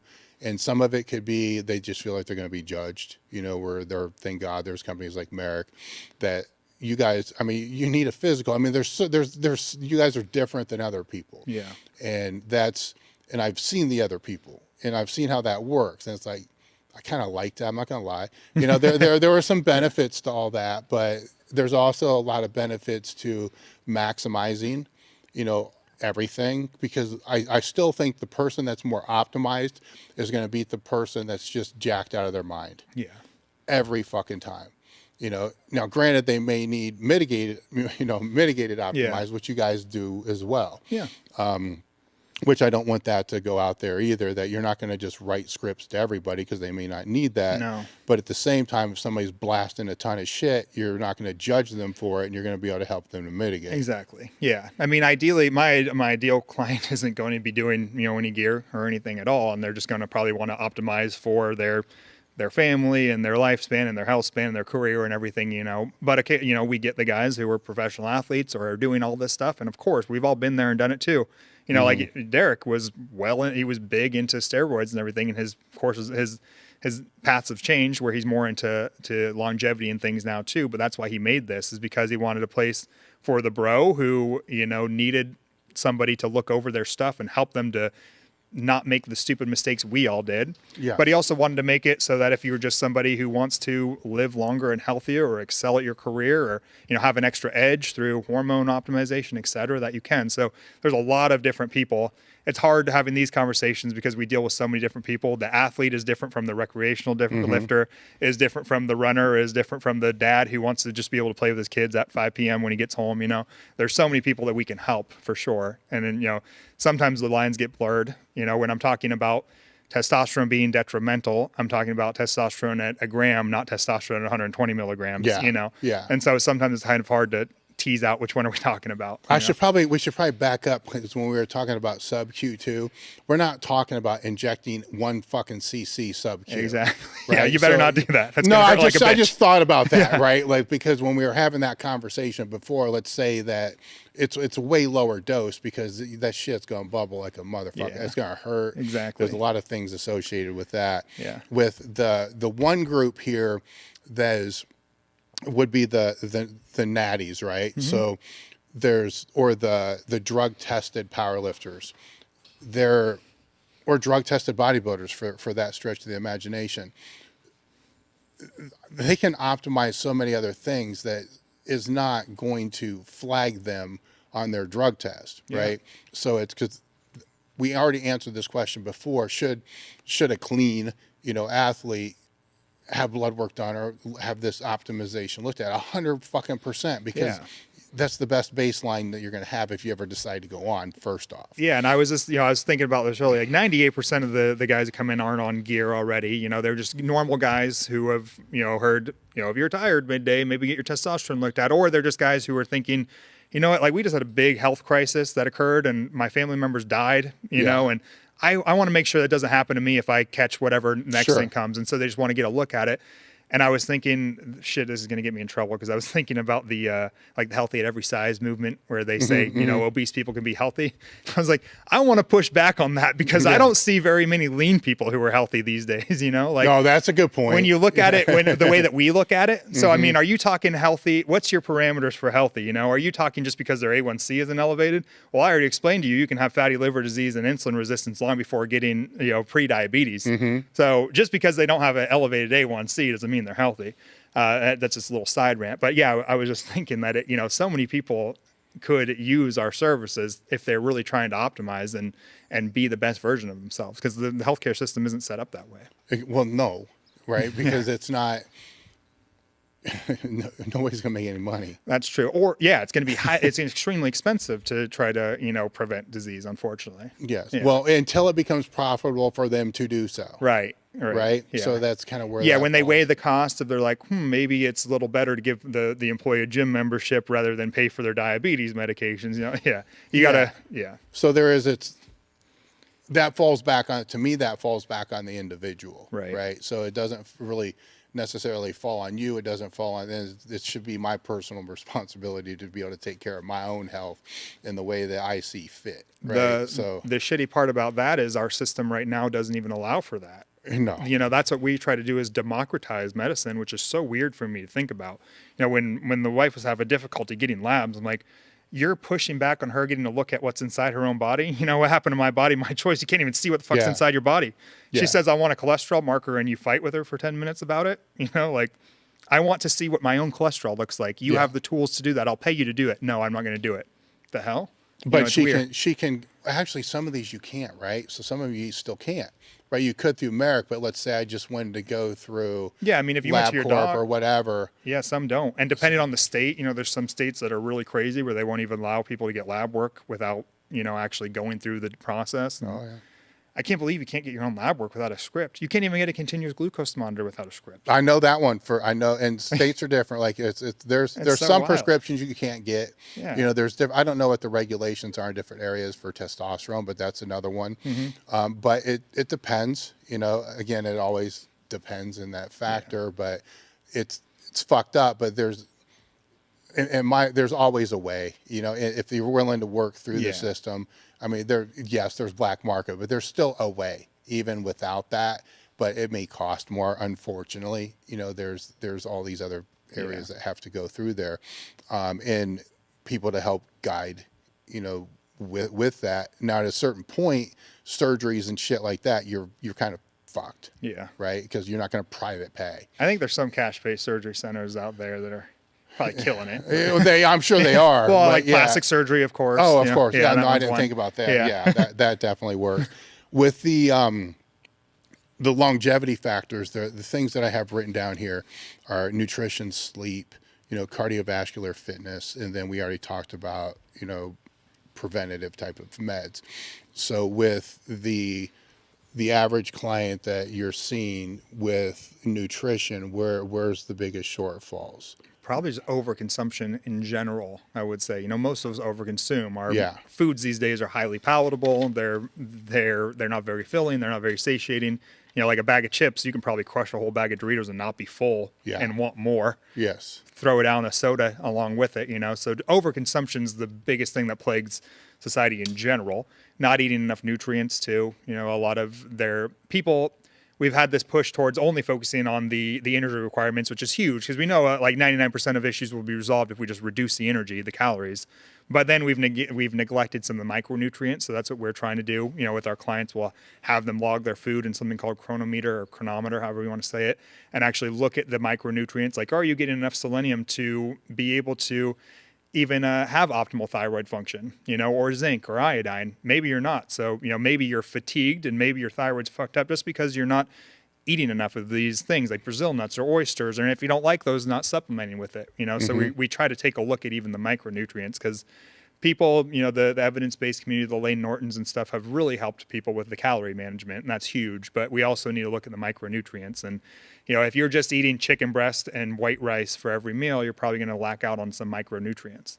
Well, if they're controlling the calorie point, but a lot of them would be empty calorie food, like shitty foods. Right. Yeah. Then they're not nutrient dense to begin with. Yeah. And you might run into some issues. And like I said, maybe it's not going to show up on those big labs that we pull, your CBC, CMP, your A1C is all going to look okay. But, when we get into the thyroid, are you having enough nutrients to optimally produce the thyroid hormone, et cetera? Yes. So the overconsumption becomes a problematic when you're a bodybuilder or you're a powerlifter. Yeah, like I said, overconsuming, whether you're trying to build muscle or fat, is overconsuming, and it leads to issues. You can certainly argue that overconsuming to build lean mass is 100 times better than overconsuming to build adipose tissue, but it still is overconsumption and puts some strain on the body. Everything comes to, there's always too much of a good thing is bad. Too much muscle is just as bad as not having enough. And so there's areas, there's gray areas. Like we want to be strong. We want to have muscle to have a good glucose reserve. Do we want to be 300 pounds of lean muscle? No, that's not good. It puts a lot of strain on organs and everything. Most people aren't getting there though, too. No, I understand that. Where there's a shortfall is when you're dealing with the post-competitive lifter. Oh, right? Yeah. Because shuttling in food. Well, yes, they're shuttling in food. They want to, myself included, to a point. You want to maintain size to a certain point, and you've pushed back. They've pushed back. I've pushed back on this. Fuck you, BMI, it's, all this kind of shit, but weight still matters, right? And that's the hard thing to hear. Yeah. When you're competing, I get it, right? But when you're no longer competing, do you need to be fucking 270 pounds at, 12% calipered or whatever it's going to be, right. 15% calipered compared to 220, which is a tough fucking thing to fall, it is to swallow and to kind of deal with, but it's the reality, of now what you're going from sport, what I call it earlier, like sports span, to health span. Now with health span, that's got to be there's got to be a shift in there, because that overconsumption becomes part of that. So is that overconsumption because of you want to maintain this certain identity? Or is the certain identity just still there because you want to embark in the overconsumption? Right? Because there's, who knows? Maybe you just fucking love to eat and you like to be that heavy so you can just get away with, having more freedom. Yeah. To overindulge. Because I still think there can be freedom in a diet. It doesn't have to be this left and right. Yeah. But the freedom to overindulge isn't really the option at a certain point. I mean, it's a whole different topic, but, most lifters and bodybuilders have developed extreme eating disorders. The whole process of like a bodybuilding competition is basically an eating disorder, essentially. You know what I mean? Yes. And so that can carry on too, where you have a real fucked up kind of idea around food. Your hunger signaling's all messed up. So many things are screwed when it comes to that. Sleep. Big one. Yeah. There's a big one. Lowest hanging fruit most people are missing as far as having better sleep quality. Yeah, the big things I look at would be trying to go to sleep and wake up at the same exact time every single day. Our circadian rhythms are super sensitive. If I go to bed like one night or I wake up one day at 4, the next day I pretty much am going to wake up at 4. So I find a rhythm, and even on the weekends, I know we love to sleep in, but if you really want to optimize your sleep, they're so sensitive that you should wake up at the same time on the weekend too. So if you're going to bed at 10, go to bed at 10, even on Friday and Saturday and Sunday nights, and wake up at the same time every time. That one's huge. That's really, really big. The others would be around light. So exposing yourself to light in the morning, I think, is really important because that sets that clock. And then reducing your light exposure before bed. And the environment that we're in these days in the modern world, it makes that hard, obviously. We have lights on overhead, we have lights on the TV, our phones are all this blue light. So there's ways to mitigate that. And, people probably make fun of the guys with the orange glasses, the blue light blocking glasses, but there's probably some utility there where you can still live in modern society, but, stop exposing yourself to blue light for a few hours before going to bed. Our bodies, we're this mesh of biology competing against our environment, because we have the biology of like cavemen essentially, and then we are in this modern society. So our bodies want to go to sleep when it gets dark, but we fuck up the dark part. We can keep it bright all night long, so we never want to go to sleep. So I would say the light is a huge one. If you can stop looking at blue light for like 2 hours before going to bed, that would be ideal. I don't, because I'm a normal human being living in society. But if you were trying to optimize for everything, that would be a big one. The one that I do is I expose myself to light right away in the morning. I wake up at like 4 in the morning, so the sun's not up ever any time of year, but I turn on every single damn light in the house, and so I really wake myself up immediately. It's the first thing I do, all the lights go on. And that does set that clock because my brain realizes, like that cortisol we talked about, it comes on, and then that's helping your rhythm. Eating before bed is a big one, which for years I never, I as a bodybuilder, we want to eat before bed, keep the protein synthesis all night long, eat some cottage cheese and casein and all that. But I do find that going to bed a little hungry, I actually sleep significantly better. And I thought that I had really good sleep until I got this shitty little device called an Oura Ring. Yeah. You got one too? Yeah. Man, my sleep, it fucking sucks. Like I thought it was good. Like I was driving down here, I'm talking about if you want to get 8 hours sleep, you pretty much have to be in bed for 10 hours, which I don't have, I think I'm in bed for 8 hours. I get like 6 something, it's telling me, and I believe it, because you do toss and turn and wake up and but yeah, when I go to bed without eating, I actually sleep a lot better. So I try to get my last meal in around like 6:30 or 7, and then go to bed around 9, lights out at 9 sleep, and that helps a lot. If I eat right before bed, I do find it can skew my sleep pretty significantly. So it's hard. For the athlete, it's probably not going to work. You probably do want to optimize protein synthesis while you're sleeping. I understand that. You want to fill those glycogen stores if you're lifting in the morning, et cetera. So it all, again, comes back to what category of person are we talking about? We're talking about the pro athlete or the lifter, or are we talking about just the average human who wants to sleep better for their day job? So it's the where. So it's, yeah, I use the Oura Ring. I got a fucking Fitbit and I got an Apple Watch. So I got 3 things I'm kind of going off of, so I can pick my day based upon my metric, Yeah. right? So sometimes they're the same, sometimes they're a little bit different. But I can use the example of, well, the Apple Watch is a little different because the heart rhythm can be tracked a little bit better than, what the Oura Ring can.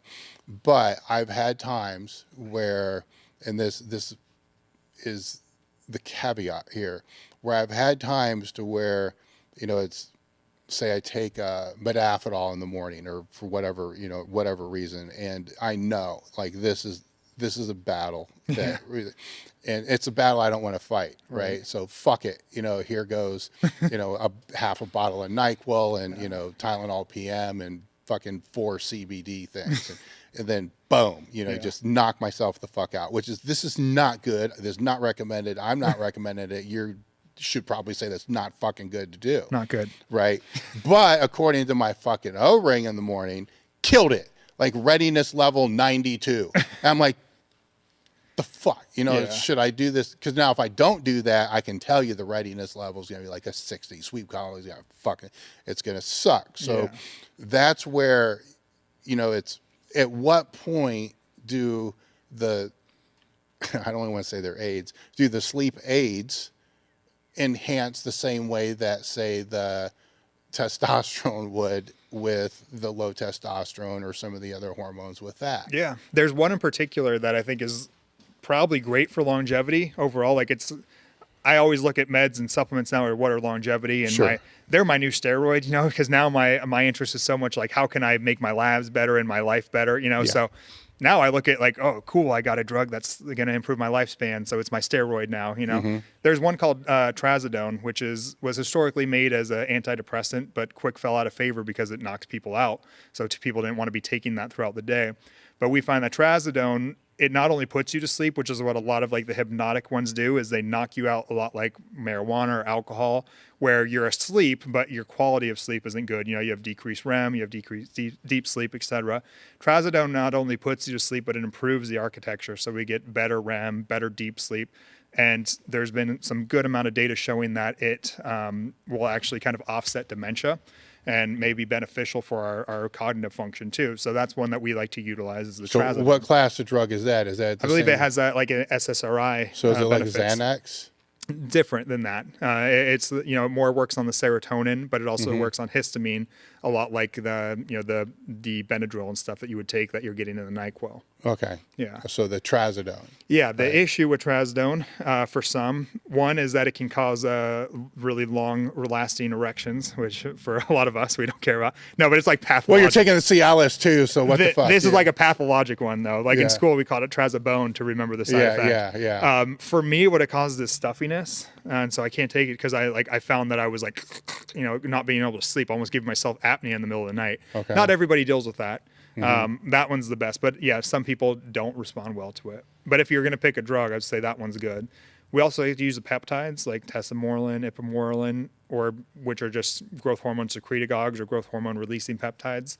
Because, bodybuilders know that they sleep beautifully when they take growth hormone before bed, because it can help to improve some of those sleep architecture pathways.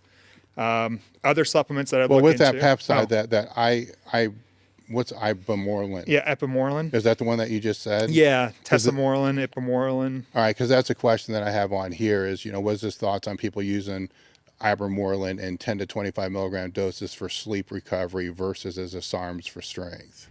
Yeah, I think for when it comes to, I'm not one who's huge on growth hormone. Like I talked about earlier, I've used a lot of growth hormone. I never felt like it did shit for me. It made me bloated. That's about it. Shit for me. Yeah. Okay, good. I'm happy to hear that.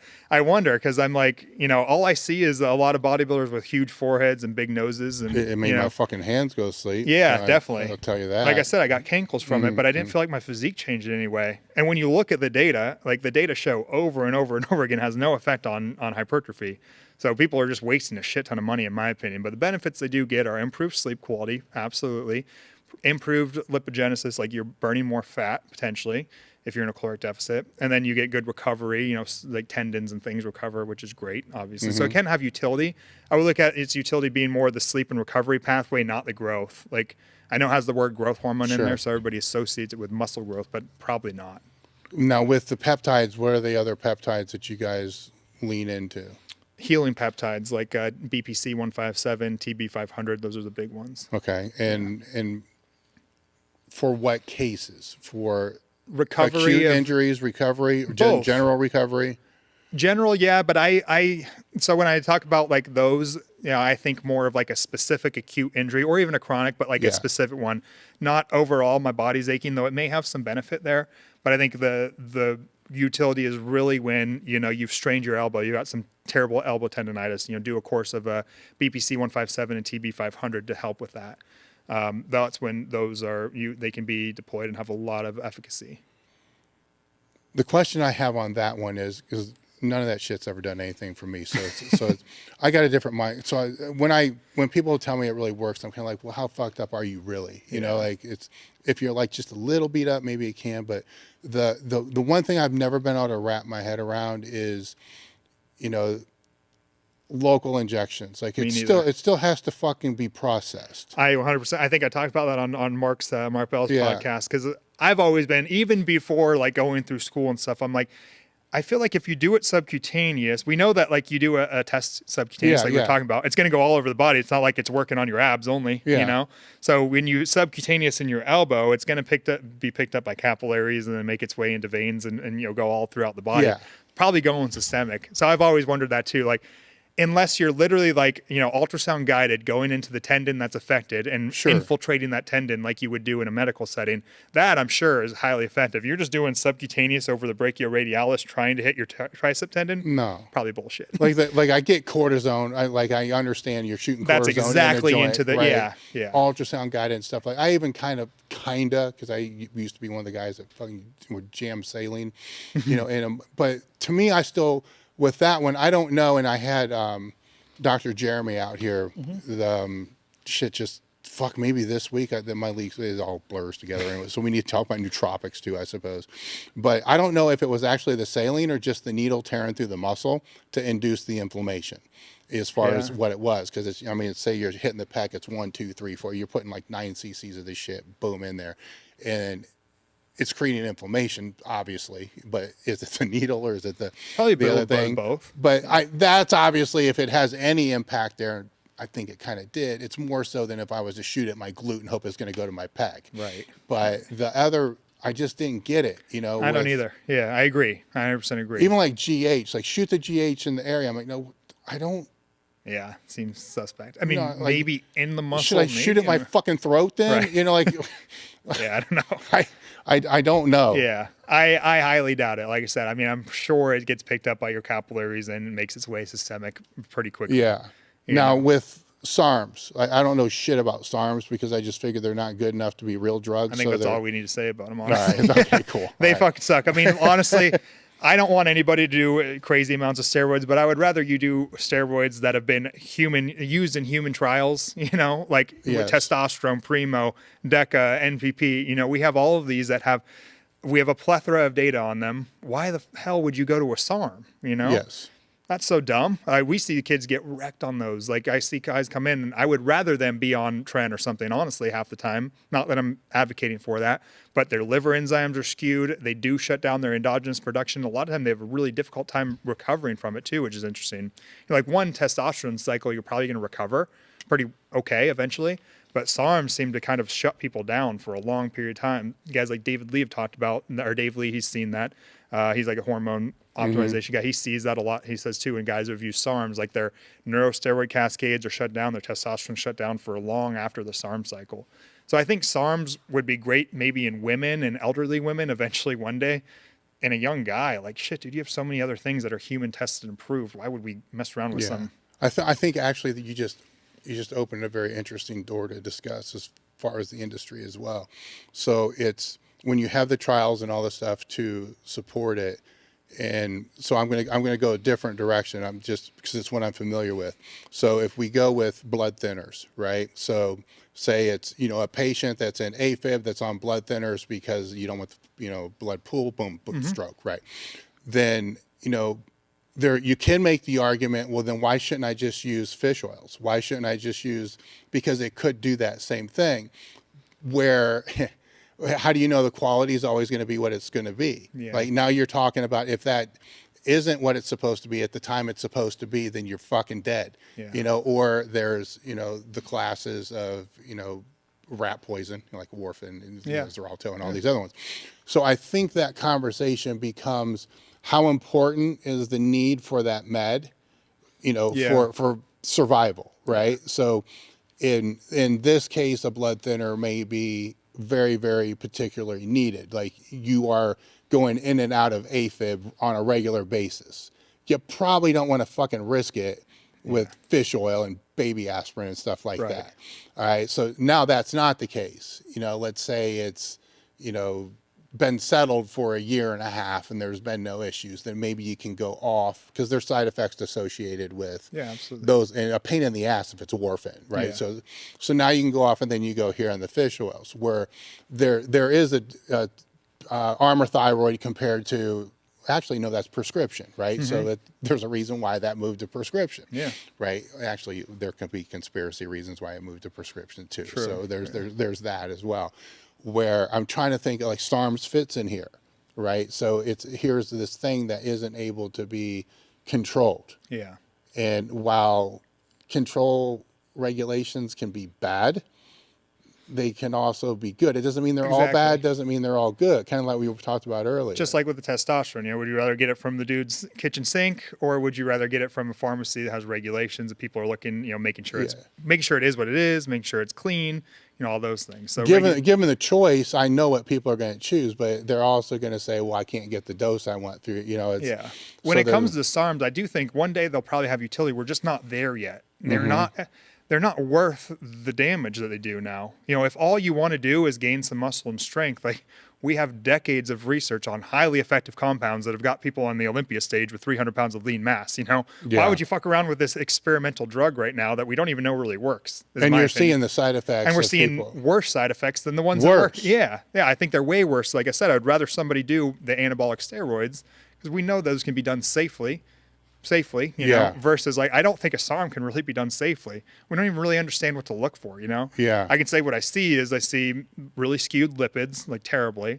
And then we see, suppression of your endogenous production, which a lot of these guys, it's funny. I don't want to go on a cycle of testosterone and shut down my system. So I'm just going to use these SARMs, and they shut it down anyways, and then there's some that change your vision and shit. Like I ran them before. I remember everything turned yellow. It was creepy as hell. I forget what one that was, rad, or I don't know, your listeners will probably know, but there's one of them that everything turns yellow. It's crazy. I had testosterone in and all kinds of shit, and I'm like, why not? I'll just add it in to see what it's like. Yeah, why not? I don't think it helped anything else. All I noticed is that everything looked like, had a yellow tint. It was really weird. It looked like I was wearing blue light blocking glasses. So now it's cardiovascular fitness, right? So steady state cardio, HIIT cardio, right? Because personally, I think that should be part of the training program, even for the more advanced, or the ones that are competing, at that level, because again, it's going to aid in recovery. It's going to aid in, nutrients being pushed around. Yeah. I believe it's going to aid in helping the hormones work better, but I don't know if that's true or not. Yeah, probably so. I think that if you want to have the health span and lifespan outside of competitive powerlifting or bodybuilding or what have you, like cardio is going to be probably the biggest, most important thing that you should do. None of us don't do enough, but we know having a VO2 max, like a high VO2 max, will increase your lifespan, your health span so significantly in so many vectors: cardio and metabolic health, cardio health, neurological health, muscular health. So it's going to help everything. Now, if we're talking to the elite lifter, all the things that you mentioned are 100% accurate. Improving insulin sensitivity, the utilization of your food. That's what I was thinking, the insulin sensitivity. Yeah, the just endurance under the bar as well. Like a lot of us gas out. I mean, I know when I was like, I'd be doing like a 5-3-1, you try to get me to do a set of 10. And I'm like, it feels like I ran a marathon, that's not good. We shouldn't be like that. Yeah. We should be able to hit 10 or 20, even 30 sometimes, And so if you had some cardiovascular, not only is it going to, like I said, improve all those things for your average person, it's the hugest thing that anyone could do. Definitely start doing cardio if you're not a professional lifter. But if you are too, do cardio. What would be, because I know what my mindset was back then. Like, what would be the minimum? I would say, that's hard. I know it's hard. But yeah, if I was to answer it, I would say fucking 5 minutes 3 times a week. That's it. It starts, right? I mean, I like Stan's idea of like the few 10-minute walks a day after a meal. That's pretty easy for most people to adhere to. I'm going to change my answer because now that it's so easy to track steps. Yeah. I like copying say, Stan on that one. He's a big jacked dude and he's pretty damn healthy too, I would make my recommendation on just steps per day. It's probably going to be lower than most people would say. I'd say minimally 5,000, only because that's probably more than most people are doing right now. I would say too, like every step isn't the same, right? Like you could be on a stroll versus I would try to pick up the pace on those 5,000. Really? Yeah. Zone 2 is what we really want people to get into, where that's like where we could still have this conversation, but we'd both be like, like we're walking fast and we're having this conversation and we're like, that's zone 2. So not to where you're sprinting where you can't talk. Now, is that going to change if they're on blood pressure meds? It shouldn't on like a telmisartan. Okay. No. So that was the issue with like the beta blockers, like you talked about, is sometimes the heart rate wouldn't be able to get high enough to meet the demand of the workout. And that's why we didn't like it, because you're sprinting or something, your heart rate's barely pumping and you're like, what the fuck? I can't even get blood to my legs, Yeah. Yeah. So that's not the case anymore, luckily. And even if you go down the beta blocker, there's another one called Nebivolol that doesn't have that issue. Yes. So, you talk to guys like us at Marek Health, we know what we can do. Telmisartan doesn't work for you. Well, we could use a beta blocker. We can use a specific one because you're an athlete, Yes. Yeah. And then how much in the zone 2? So we recommend, I think like 4 40-minute sessions a week of that. So it's a lot. Well, fucking, like I said, what's the minimum that they're going to have to start? Exactly. So that's why, I even tell guys, like, if you can get 20 minutes a day, even broken up, that's why, I just made a reel about this the other day. Like, for me, I'm a freaking workaholic at this point. I work 7 days a week and I'm always in front of my computer. But what I do is if I have 10 minutes in between 2 patients, I'll take a lap around my building. I grab my dog. He loves it. We go around the building a few times, real quick. I get my heart rate up a little bit. I sprint up the stairs and I'm back to work. And, cumulatively, I can maybe accrue like 30 minutes a day that way. It's pretty easy, Okay. That's where I was going to go next is, how are you able to manage all this shit in your own schedule? Right? Yeah. Because you practice what you preach. Granted, you're going to make mistakes like everybody else, but still that's practicing what you preach the same way everybody else does. Yeah. So, those walks there, that's there. So how do you fit the training in? How do you go about scheduling your week with all the shit that you have going on? Yeah. So, again, talking about who are we talking to now? If you're talking to me, I'm just the average person at this point who wants to look decent in society. I want to, my goal is at least like, if you look at me, you go, that guy lifts. Is he huge? No. Does he lift? Okay. Yeah, probably. Yeah. That's all I need. That's all I need at this point.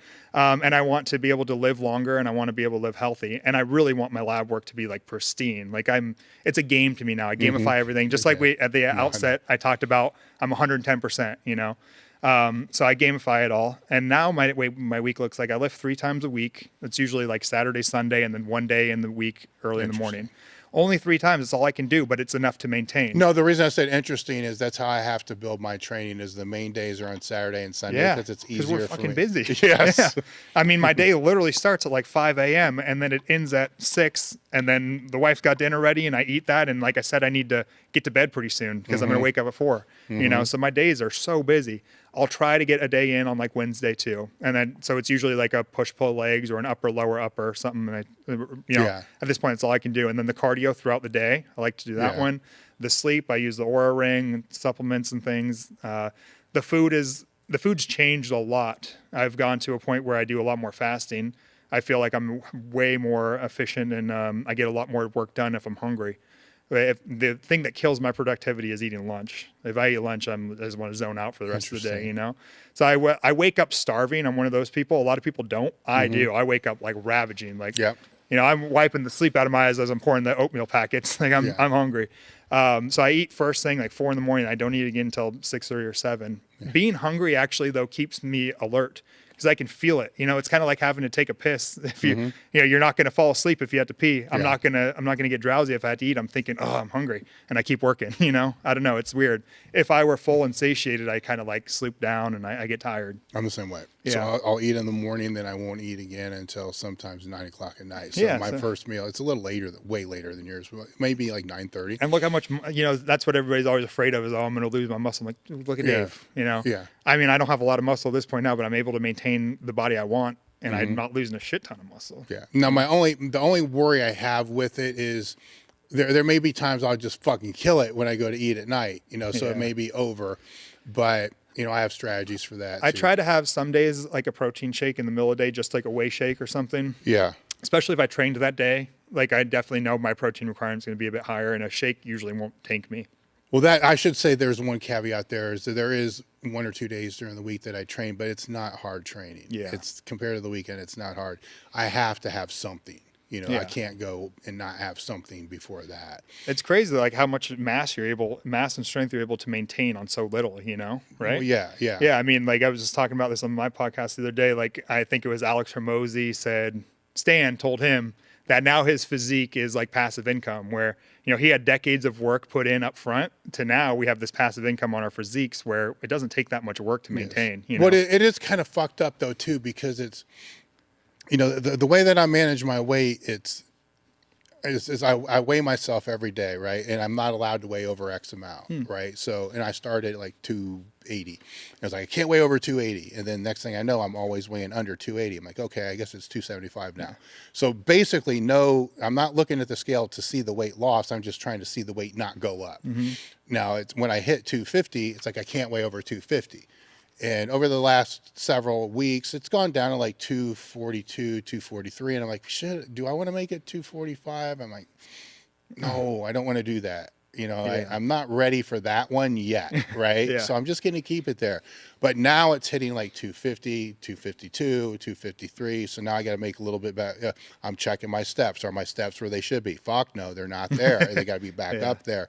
But if I wanted to, and I started adding in 2 more meals per day, added in another training session per week, I can put on 12 pounds pretty fucking fast. Yeah, just from like the glycogen alone, and all the other stuff. Yeah. But that's not conducive to what my health goals are. It sucks. Right. Well, I don't need to walk around with 12 more pounds putting that stress. It does. It sucks, but but that pull is still there.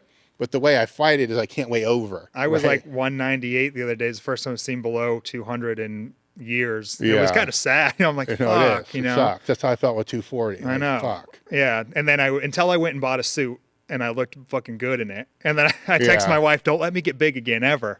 Like, this looks really fucking good. What it is funny because just this weekend, there's, the couple guys I train with, I've known forever. They're great. I mean, 30 years. And I told the one, I'm like, look, I'm at this point now with my weight that if you start to see it come up, I'm telling you right now, you need to jump on my ass harder than ever, right? Because if it starts coming up, I will start justifying it. Yeah, exactly. I will give you reasons that are going to make sense, but just call me out on this bullshit because it's in that weird place. We all got it. I mean, I went and hung out with a buddy the other day who's like so much, he's so much more jacked than me. He's just genetically gifted. The dude's only on TRT, did run shit in the past, but been able to maintain this fucking, godlike physique. I got home, I'm like, maybe if I just add a little bit of nandrolone in, like I could do it. And I'm like, fuck it, stop thinking like that, you idiot, Well, the weird thing is because I do kind of geek out a little bit on the blood work, not as much as what you do, but when that's good, like the last blood work I had was the best it's probably ever been, then the gains are also really fucking good. Yeah. To where, oddly enough, I'm in this place now where now I have to fight, to not weigh over this amount, where before it was like, fuck, I'm like 240, 242. I can eat whatever I want, and all this other kind of stuff. Now I'm in this weird fucking spot because this shit, got optimized, whatever the shit is, right? Something did. It doesn't matter because it's a broad focus on so many different, and this is the thing I think people miss. With that, even if they are still in that sport realm, it's still got to have some optimization, which may be optimized 3 deviations further than what it should be. Right. But the balance, you know, the orchestra still has to be playing at a certain beat or whatever you want to say. Yeah, and not necessarily optimizing for the health and longevity, but optimizing for the sport, even optimizing for putting on muscle. You know, like the insulin sensitivity, like you need to make sure you're very insulin sensitive if you want to be able to put on a lot of mass. You know, otherwise it's probably just going to, you know, be causing inflammation and adipose gain, and, you know, guys will just get fat instead of putting on optimal mass. And yeah, so you have to optimize for your sport too, for sure. So with all the patients, all the blood work that you've seen, it's outside of just individual differences, what would be just broad supplementation recommendations that you can pretty much or say across the board are going to apply to just about everybody? That's pretty easy. I mean, protein, get enough protein in. Most people don't. I mean, our guys do, of course. But most people don't eat enough protein. Most people don't eat enough fiber. Those two from a diet, one would be huge. Omega-3s, so it's usually fish oil or an omega ethyl ester, but most people in the American diet don't get enough omega. We get a shit ton of omega-6. We don't eat a lot of, you know, fatty fish and things like that. So add an omega-3 in. Vitamin D, most of us are deficient in as well. We don't get a lot of sun. So I think those would be the main, which is pretty simple, you know, like protein, fiber, fish oil, vitamin D. And you could argue you can get all of those from food sources too, which is interesting. I would push back with most of the people that I know probably aren't going to from the D. No, yeah. They're going to have to get outside. And most people, I think, broadly just need that supplement. I agree. Yeah. You know, and the big one there, and tested too, right? Because there's been times I was taking fucking 60,000 IU of that, and it was still bottomed out. Yeah. Man, I hate when that kind of shit happens because I always want to save people money, right? And I hate pharmaceutical companies. I even hate the compounding pharmacies. I love them. They do really well by us, but I'm still like, that's a big corporation. I would rather this guy be able to go to Amazon, you know? Yeah. But just recently for myself, I was taking DHEA and pregnenolone because I found mine were tanked probably from years of using shit. I took them from what I thought was a very reputable brand over the counter, and I went and retested my labs and they were lower. I'm like, well, fuck me, you know, that sucks. Now I have to tell, because I've been telling guys, just get it over get it on Amazon. You don't have to get it from the pharmacy. So vitamin D is a big one. I see that all the time too. Guys are like, I'm taking 10,000 IUs. Well, your vitamin D is 20. So I don't know what you're taking. Yeah, exactly. And then the DHEA, pregnenolone, those ones are big. And then the other one would be fish oil, just due to the fact that fish oils can go rancid and you don't know, are you having oxidized fats and actually hurting yourself more than you're helping yourself? They could have high levels of mercury. I think there's some brands out there that are probably reputable and good, but we can prescribe things like the Vasepa is the brand name, or the omega ethyl ester that the compounding pharmacies will make. And I tell people, like, is it better than the over-the-counter?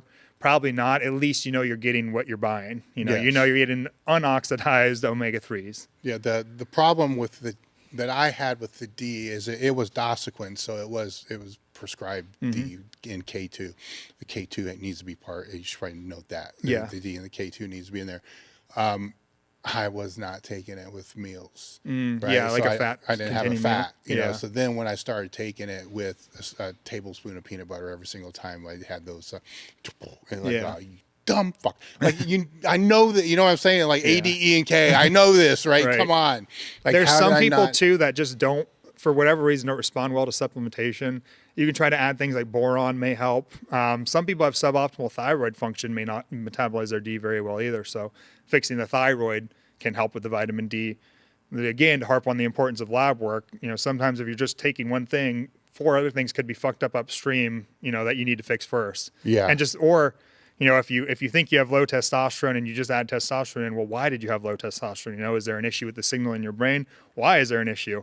Is it the insulin resistance? Or is it the prolactin is too high? Is it your estrogen's all messed up? So many different things. So it's hard to it's not hard. It's easy to self-diagnose, but you shouldn't, because you need to get robust lab panels like we do. There's a reason why we add all those things on, because we want to check off every single box and make sure if we find an issue, why is it? And are we just giving you a Band-Aid by giving you testosterone? Which I don't want to do. Yeah, you're going to feel good, but you still have the insulin resistance, which is going to reduce your lifespan. That's not good. Yeah, I can't overemphasize the lab panels, and it's not because Marek's a partner of the podcast. Guys, you've been listening to this fucking thing for, since I've been on there. I've been getting my lab work done for fucking a decade, so that's even with the people that are like, I harp on just have the baseline, right? Even if you're not interested at all, Right. I'm telling you, get a fucking baseline of, whatever. Well, actually, the Table Talk panel is the better panel. It's a comprehensive panel, but get a baseline of that, even if you don't think you need it, because if something does feel off, then it's much easier for somebody to have the baseline of when things felt good to be able to look and say, okay, here's what this was compared to where it is now. Granted, things can still be, discovered before that, but baselines matter. Yeah. I think it's good. I mean, a lot of times, like we talked about, I mean, the blood pressure was one, insulin's like a lot of these don't have any presenting symptoms. There's no symptomatology a lot of times, but it will hurt your health, And so if we can get a look, we're like, oh, this is messed up and this is messed up, which may lead to cardio, like fixing your lipids, not going to feel any better. You're not going to feel better whatsoever, which sucks. And that's why a lot of people don't care about it, But we do know we're going to improve your life. We're going to reduce your risk of dying of a heart attack or a stroke. Yes. And so, you may feel amazing with fucked up lipids, and you probably will. Yes. But you should get those labs regardless to see where you're at. Now, something I've been meaning to ask, and it's been on my list, I always keep forgetting it, is I know you guys are comprehensive. Do you also work with sleep studies? Like if somebody doesn't have the ability to get a CPAP or get the testing for a CPAP, do you guys have the inroads to be able to help people with that as well? I don't think we do at this point. I think it's something that's in the works because we know how important it is. And I think there's some things that we can try to recommend people to, but at this point, as far as I know, I don't think so. Yeah. See that? It's hard. Well, no, it's another one that's fucked up right now, right? Because most of the CPAPs at this stage are auto-regulating. Yeah. Like, what the fuck? Oh, yeah. Oh, you're saying like what? Getting somebody one? They need a script? And, It's like, come on, man. I know. Like, what do they even need the script for at this point? The fucking thing auto-regulates. Yeah. You should just be able to go to CVS. I honestly thought they were that way. I didn't know, honestly, until like later. I'm like, oh, shit, really? That seems stupid. Well, I mean, Stan made it kind of popular that it's not too hard to find them like on Craigslist. That's what I was going to say. Like that. I was going to say we have some other ways that we'll kind of, I've heard this guy Stan over here talk about this, Yes, but even with that, I would make sure that it is an auto-regulated thing, and, that kind of crap, clean. And it's not somebody else's mask. Yeah, exactly. Shit, just stupid shit. Well, you know people, right? Oh, yeah. I'm sure you have stories through your clinic beyond the scope of this thing here. Now, nootropics, where do you fall in there? I think they're pretty cool. I mean, I've definitely dabbled a lot obviously, right? But health benefits and negative consequences. I guess it depends on which one. And nootropic is such an umbrella term that so many things could be. Well, let's go modafinil, Adderall. Let's go right to the top. See, when I was thinking, I'm thinking like the racetam. No, fuck that. We're going right to the top. Okay, so when you're talking about Adderall and things, I think that can have detrimental effects for sure. Addiction, highly stimulatory, insomnia, mood disturbances, that. Modafinil, I really like modafinil. I wish I didn't as much as I do, but What's the difference between that and Adderall outside of the lifespan? So it works like on how they work. Yeah, they work on different. So I think the best part about modafinil is that it works on dopamine, and it's a dopamine reuptake inhibitor. So you get high levels of dopamine, and dopamine makes you feel. The reason I like it, like I said, I'm a workaholic, and it makes work feel really freaking good. Mm-hmm. I get pumped to do I'm like, oh, I got a 13-hour day. Like I'm excited to do it. I feel good because of the dopamine. Where the other is more just like stimulatory, and you don't get as much of that. So I like modafinil's dopamine pathway actually more.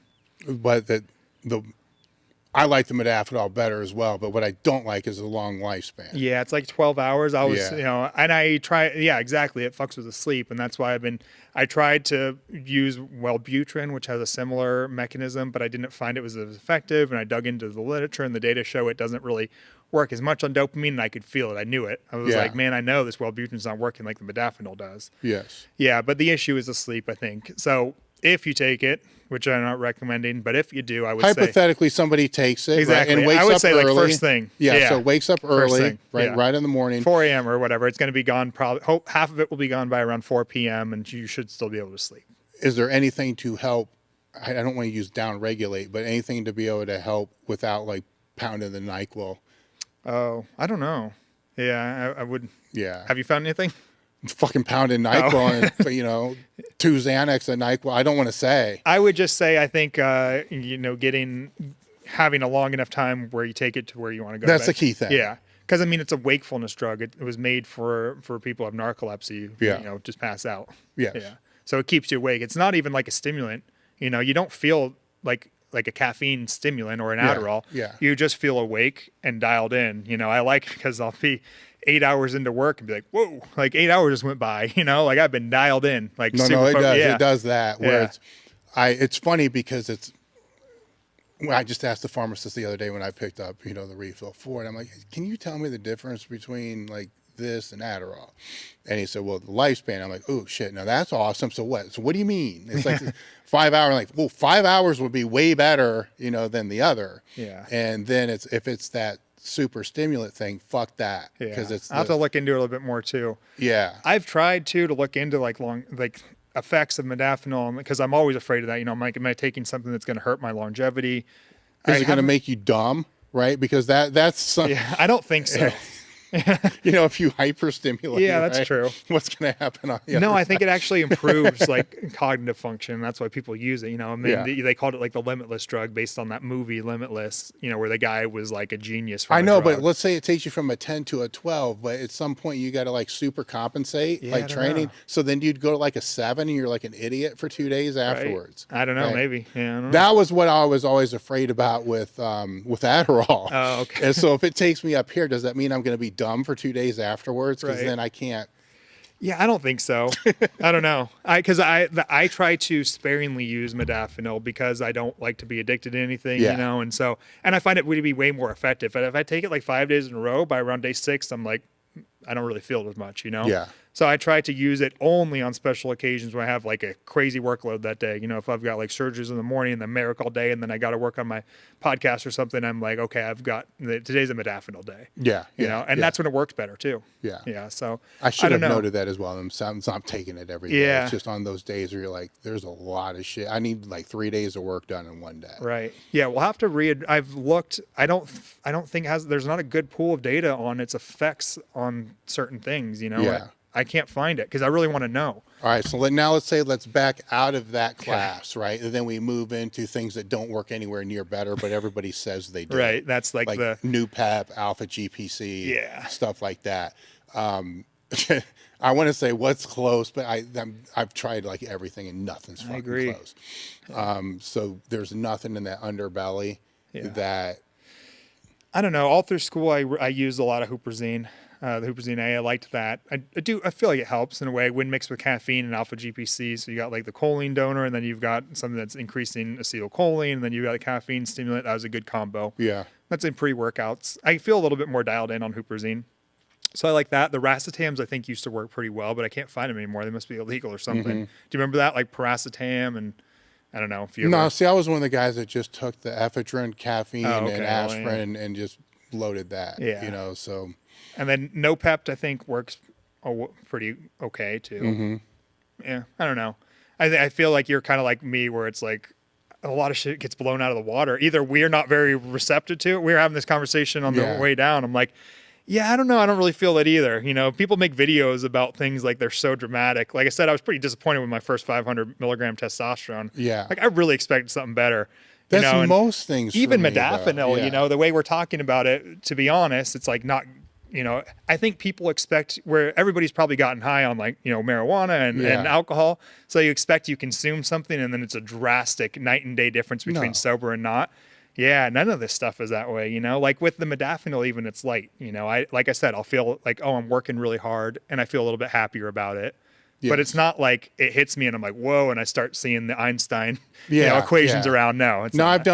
I've not done any like crazy fucking opiates or stuff like that, but even things just like normal pain meds is not what I thought. Me neither. Like the shit still hurts. Exactly. Yeah. I'm like, why are people getting addicted to this? Yes. I don't know. I don't. Maybe we're just not very sensitive to things. I don't know. I have no idea where it's.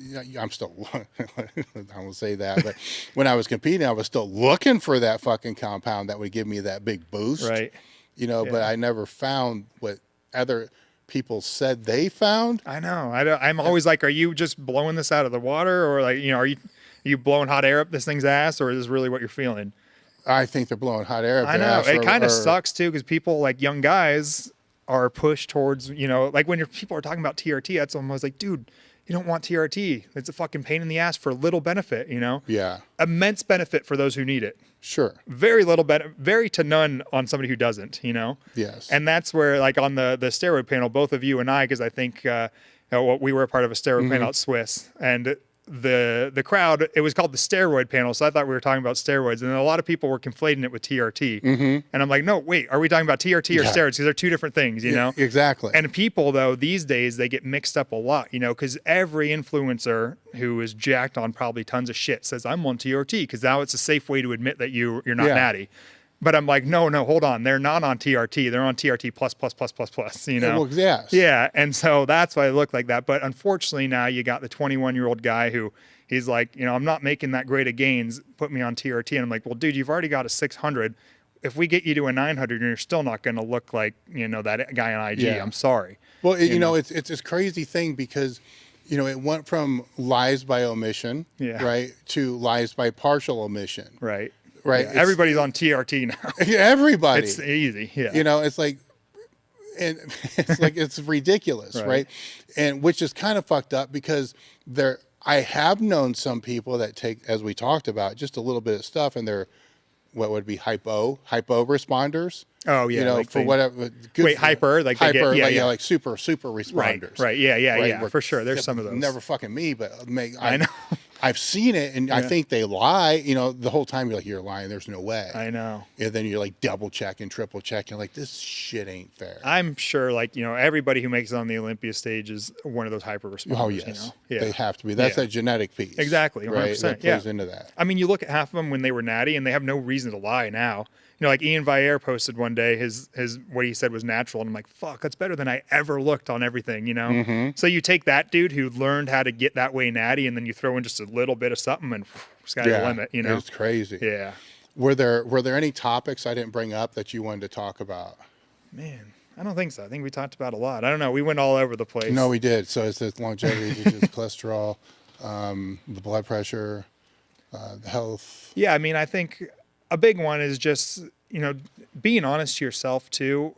Are you the elite? Are you the Dave Tate and, you know, the Jim Wendlers and the Ronnie Colemans and Jay Cutlers? You know, are you that? And if you are, I 100% understand why going down that path of the immense drug use is essential for your career. But a lot of us, like myself, and I think this is where I shine, is, you know, like, I did that stupid shit and now I regret it because it didn't help me in any way. You know, it helped. I'm a lucky one because it helped me because now I can, you know, I have a career through Marek and I've built my brand on being that person. But there's a lot of your listeners, you know, you have hundreds of thousands of people, and I'm sure, you know, 0.5% of them are actually professional elite athletes, but most of them are doing a lot of shit. And I would just say, question it, you know? Most definitely. And look at, because earlier we spoke about, you know, I wrote it down here. It was, you know, the genetics and the work ethic. The work ethic is the biggest one. Because a lot of the people that have been able to use the sport, their strength, or say PEDs to their advantage later, it wasn't the PEDs so much, it was the work ethic. 100%. Right? You know, so I'm not known for what I lifted. Most people have no idea what I fucking lifted. Now it put me in a position to be able to have a little bit more credibility where people will listen from the very beginning.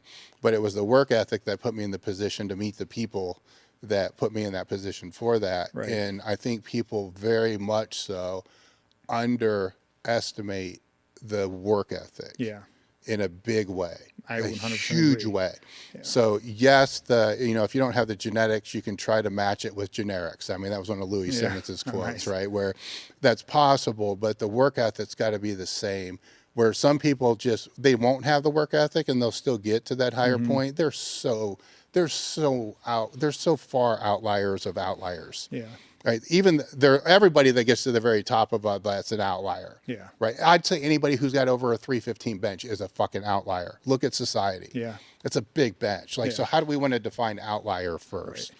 You know, but that work ethic is so important. And with, you know, the people coming up now, this is like a rant that I've had recently. There's no greater time period in history to where a strong work ethic can propel you ahead. 100%. Because most of your competition is lazy as fuck, or your potential competition is lazy as hell. So like half the people you may have had to compete against 20 years ago are not even going to compete anymore. But be ready for the ones that are, because they're going to compete like a motherfucker. And whatever you do, if it's, you know, being a doctor or an entrepreneur or a business owner or a bodybuilder or whatever it is, the ones that are going to get there got a way stronger work ethic, and people will fight against me. But the ones that are going to get there have a stronger work ethic than maybe anybody ever has before or prior, right? Because it's a more segmented crop. Yeah, and the drugs are a supplement. They're literally just a supplement to the lifestyle shit, to the work ethic, to how hard they're training, how hard they're eating and sleeping and recovering and all that. You know, it's just it's a small thing. We all in society, I think, like I said, there's a mysticism around steroids because they're illegal and shit. You know, if they were legal, I don't think we would be as worked up about them as we are. But for some reason, you know, we think it's 70, 90% of what they do is steroids. I'm like, no, you got that all backwards. Yeah. Hang out one day with a pro bodybuilder or a pro powerlifter, and your mind will be blown, you know? And that's like, like you said, all fields, it's the work that they put in. And then another thing you said earlier, I thought was interesting, like most guys are only in it for like, you know, 5 to 10 years. And I know when you're like 25, you know, you think like, I don't give a fuck. Like this is going to be, you know, I'm going to live forever and I don't care if I die young. Like probably not. Like I'm about to be 35 now and I do not think the same way I thought when I was 25, you know, and so just reevaluate it before you start going down and trying to do the same cycles that the big guys who are actually making a living off of it do, you know. Or how, I mean, I wish there was a way you could have, because I always say you don't know if you're the genetic outlier until you've worked hard enough and long enough to know if you're not. But I wish I knew what that time period was. I know. Right? Because there are people that probably do that too long, you know, that, you know, need to be told, you know, this is probably a time to not do that, you know, you can still do what you love, but you just got to reprioritize a little bit. Yeah. I mean, if you love it too, I mean, fuck, who cares if you never make money off of it? And if you love it, cool, do your thing. You know, just know it's not fucking your health up. I mean, if you don't care, it's your body, right? Yeah. So I don't care. You got a point. But most of us would prefer us to be able to live long without diseases, you know? Well, exactly. Yes. No, you make a good point. So I need to back. I know. I always do the same too. I'm like, fuck, who am I to tell somebody they love this shit, you know? Yeah. Because I have one friend, kind of a acquaintance, that he loves bodybuilding so much, but the dude is like the worst insertions and shit ever. He looks pathetic. He looks awful. And I know he runs a ton of shit and he lives the lifestyle and he loves it, you know? And I'm like, dude, you look awful.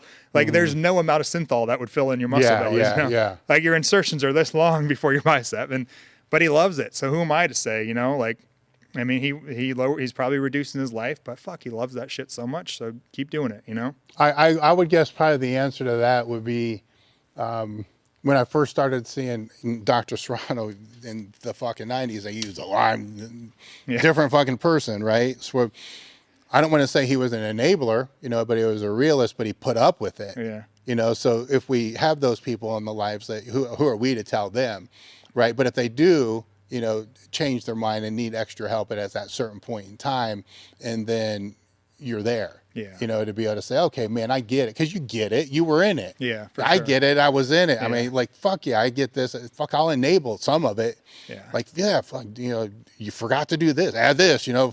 Right. Don't tell anybody I said that. You know, shit like that. Yeah. And push it in there and be able to see. Because the last thing somebody wants to do is to walk away from something and wonder if they didn't give it their all. Yeah, especially if they're in it. Yeah. You know, because that's a tough regret to have. For sure. Yeah. I don't know. Yeah, and I don't know. We talked a lot about more, I guess, the gear side of things today, and I'm happy about that because I'm glad that people know that Marek is a resource for those individuals, which a lot of your listeners probably are. But a lot of your listeners are probably just, actually I know because I see a lot of your listeners who come in with your panel. A lot of them are just your average 40-year-old dude who listened to you on the ride home because you're a funny guy, you know? And those people too, like, we can really benefit you, and I hope you come in because we can try to keep you healthier. And, you know, I love working with those people who just want to be able to have the energy to play with their kids when they get home. And, you know, and for some guys that is optimizing their testosterone and looking at their insulin, all of these things, you know? So we can help the elite athlete. We can help your average guy just trying to feel better to be with his wife and kids. we can help the extremists of the longevity side who are like, I want to live as many days longer as I possibly can. Help me the 0.0005% with this crazy new drug that's out there. I want it. And the biohackers, we can do that too. Like, that's what Marek does. It's everything outside of just the sick care. Yeah. I think that middle round that you're talking about, that's the bulk, I would say. Well, that's the most important part too, right? Because they're the ones that are going to run into the bias, when they go to see a GP. Yeah. They're the ones that are inevitably going to have something health-wise happen. Mm-hmm. The odds are not in any of our favors. Right. Between 40 and 55 or whatever, something's going to come out of nowhere. Yeah. And that doesn't have to derail your entire life. Exactly. Right. Where sometimes it could be, a heart, none of this is great, right? But it could be a heart attack. And I want to say just a stent heart attack, it doesn't have to derail your entire life to where now you're going to live this life of obesity and you can't do anything. And now you're acting like and living like you're 20 years older than what you are. Yeah. And I see a lot of people that happens to, or they have a bum knee or whatever it is, a knee surgery or whatever. And now all of a sudden they've just aged 10 years over a period of 2. Yeah. And there's all these lifestyle factors and all these other factors can increase that quality. I think they're at the greatest risk of falling off this slippery slope. Just the entire way that society and our environment is built up now really fucks, their life is wake up early, get in their car before the sun, they don't even see the sun, go work in the cubicle, come home. They're exhausted at that point. They've been eating like shit because they grabbed McDonald's on the way home and sat in traffic, and then they're going to pop open a beer. And you just get in this, that's when people get depressed and now they're hooked on SSRIs and all kinds of, That's a rabbit hole. Exactly. So that's why I love working with those guys. Like, let's fix some things, I see you're not sleeping very well. I see you're not going outside, let's do some low hanging fruit. Like he's talked about, the easy supplements, the exercise, and then your testosterone is also very low. And I'm super sympathetic to the fact that you have zero drive to work out. I know I'm telling you, do 40 minutes of, zone 2, and you're like, dude, I can barely get off the fucking couch when I get home. Oh yeah, your testosterone's 200. Your GP would have never checked that because you're only 40 and they think it shouldn't go down till you're 60. Well, let's get your testosterone back to where it was when you were 20. Let's improve your body composition. Let's help to get some of that fat off so you feel better moving around. Your joints don't hurt so much, Let's improve your energy levels through these supplements because we looked at your chronometer and you haven't been eating right. So let's hook you up with a dietitian to try to optimize your micronutrients too. And those guys, those are the ones who excel, They're like, man, I'm an entrepreneur now, I left my business and now I have my own and I'm loving it, or, I just remarried and I'm loving life, or I took my kids on this adventure. Like those are awesome. No, that's my favorite, and that's the bulk of our clients. Yes. I'm hoping that they listen this long to say, we can help you. No, I mean, those are the ones, those are the ones that, I love to help the strongest people who have weak points to be able to fix all that. I get all that. Sure. That's a challenge to be able to think about. But this other group here, this lifestyle factors, where I try to avoid the word health, right? Because health, it doesn't ring with me for some fucking reason. It just never has, because background I come from and all that. But these lifestyle factors are what are going to make them, a better husband, a better father. They're going to be a better employee if they work for somebody else. They're going to be a better business owner. They're going to be able to tolerate resistance better. Absolutely. Right. So, and resistance is part of life. It can either kick your ass or not kick your ass. Yeah. And you can do things to build better armor to be able to handle that. Hell yeah. Where some of that little resistance shouldn't cripple people like it does, but it does. And just a lot of that has to deal with what your physical orientation's like, because that impacts your mental orientation and vice versa. But more the physical is going to impact the mental from what I've seen. Try to get your mental side right when everything's fucked up. And I think that's the biggest benefit of lifting and everything is the mental, Yes. I just talked about this the other day on my podcast. Like I was doing a workout where I was doing lateral raises and front raises. And I literally thought to myself, like, this is a pretty stupid fucking combination. When you think about it from a scientific standpoint, this is not going to generate any more hypertrophy than, but what happened is I was thinking, I'm like, this is more a mental, an exercise in mental toughness. Cause I was doing like sets of 30 or some crazy shit. At rep 15, I was like, holy fuck, this hurts. I want to let it down. But no, you keep pushing through it, and you start developing that capacity for resistance, like you said, Yes. for things that hurt and are uncomfortable, and you get used to hanging out in that discomfort. Just like, you get under a bar and that shit's heavy as fuck, and it's kind of like a metaphor for life. Life gets really fucking heavy sometimes. You're going to crumble and drop the bar off your back, or you're going to fight through it until you pass out, and if you're that person who fights through it until you pass out, you're the person who is the CEO. And exactly. Yeah, because you can get under heavy, hard shit and excel, you know, and that's the benefit of all this stuff, like the cold showers and the science community would be like, oh, there's no real science on it. I'm like, dude, the person who can hang out in a cold fucking shower and make it go really comfortable and nice and turn it to cold and sit there, they're gonna do better in life than the person who just hangs out in the nice, comfy, warm bed. You know what I mean? Yes. And that's why we have Navy SEALs go dive in the ocean and get cold and wet and sandy. Does it help their military technique in any way? Probably fucking not. What it does is it allows them for when they get in that hairy situation that's really painful and uncomfortable, they can deal with it. They can sit in it and go, I've been uncomfortable before. You know what I mean? I think most people will agree that we build mental capacity by adversity. I always say overcoming adversity is how, prosperity comes from adversity. Bam. But we develop strength, we develop muscle from overcoming resistance. If we stop, lifting the weights and overcoming the resistance, then the muscles get weaker. Exactly. We atrophy, we get smaller. Well, what happens if you stop, having this mental resistance in one way or another? I'm not saying go create problems, right? But but you can in controlled ways. Yeah, you can lift weights, you can get cold, you can get hot. You can do a lot of these small little things. And okay, maybe the data doesn't support. There's no randomized control trial on taking a cold shower or lifting but we know.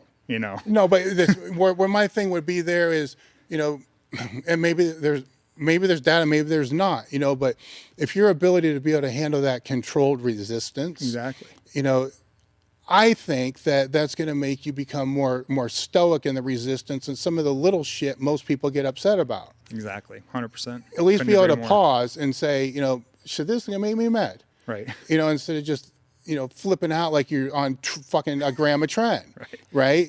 So that right there is what's going to help control stress, cortisol. People live in stress. They live in these vast, high cortisol, high stress, high anxieties, all these swings of things. And a lot of the things that are causing both of these things are either boredom, inactivity, or they're not creating resistance to be able to deal with things so these little low-hanging things become way bigger than what they should be. Right. Take the chew toy away from a baby, they're going to cry their fucking eyes out, right? Well, take the chew toy away from you now, you're like, dude, what do I even have this toy for in the first place? Exactly. You're supposed to mentally, develop as you get older. 100%. So 100% for that demographic, more so than anybody, because just look around. There's that certain age group between like 40 and 60 where some people get through that and you're like, man, they look better. Yeah. Other ones look like what? They look like a president that came in office and left and all. Like, you ever notice that? Yeah. I mean, I don't care what side you're on. They all fucking come in looking one way and go out looking a completely fucking different way. Right. That all happens during that time frame where that can be mitigated. Yeah. Yeah. And that's, so I would like to stress that we're for those people too, Yes. And that shit we just talked, that conversation we just had, that's the kind of conversation you get to have at Marek, which I think is the coolest part. We harped a lot on the lab work, but the fact that you get to make a relationship with a patient care coordinator who becomes like your one-on-one health coach, and then you get to meet with providers who have similar goals to you, whether it be powerlifting or bodybuilding or even just excelling in your longevity and health span.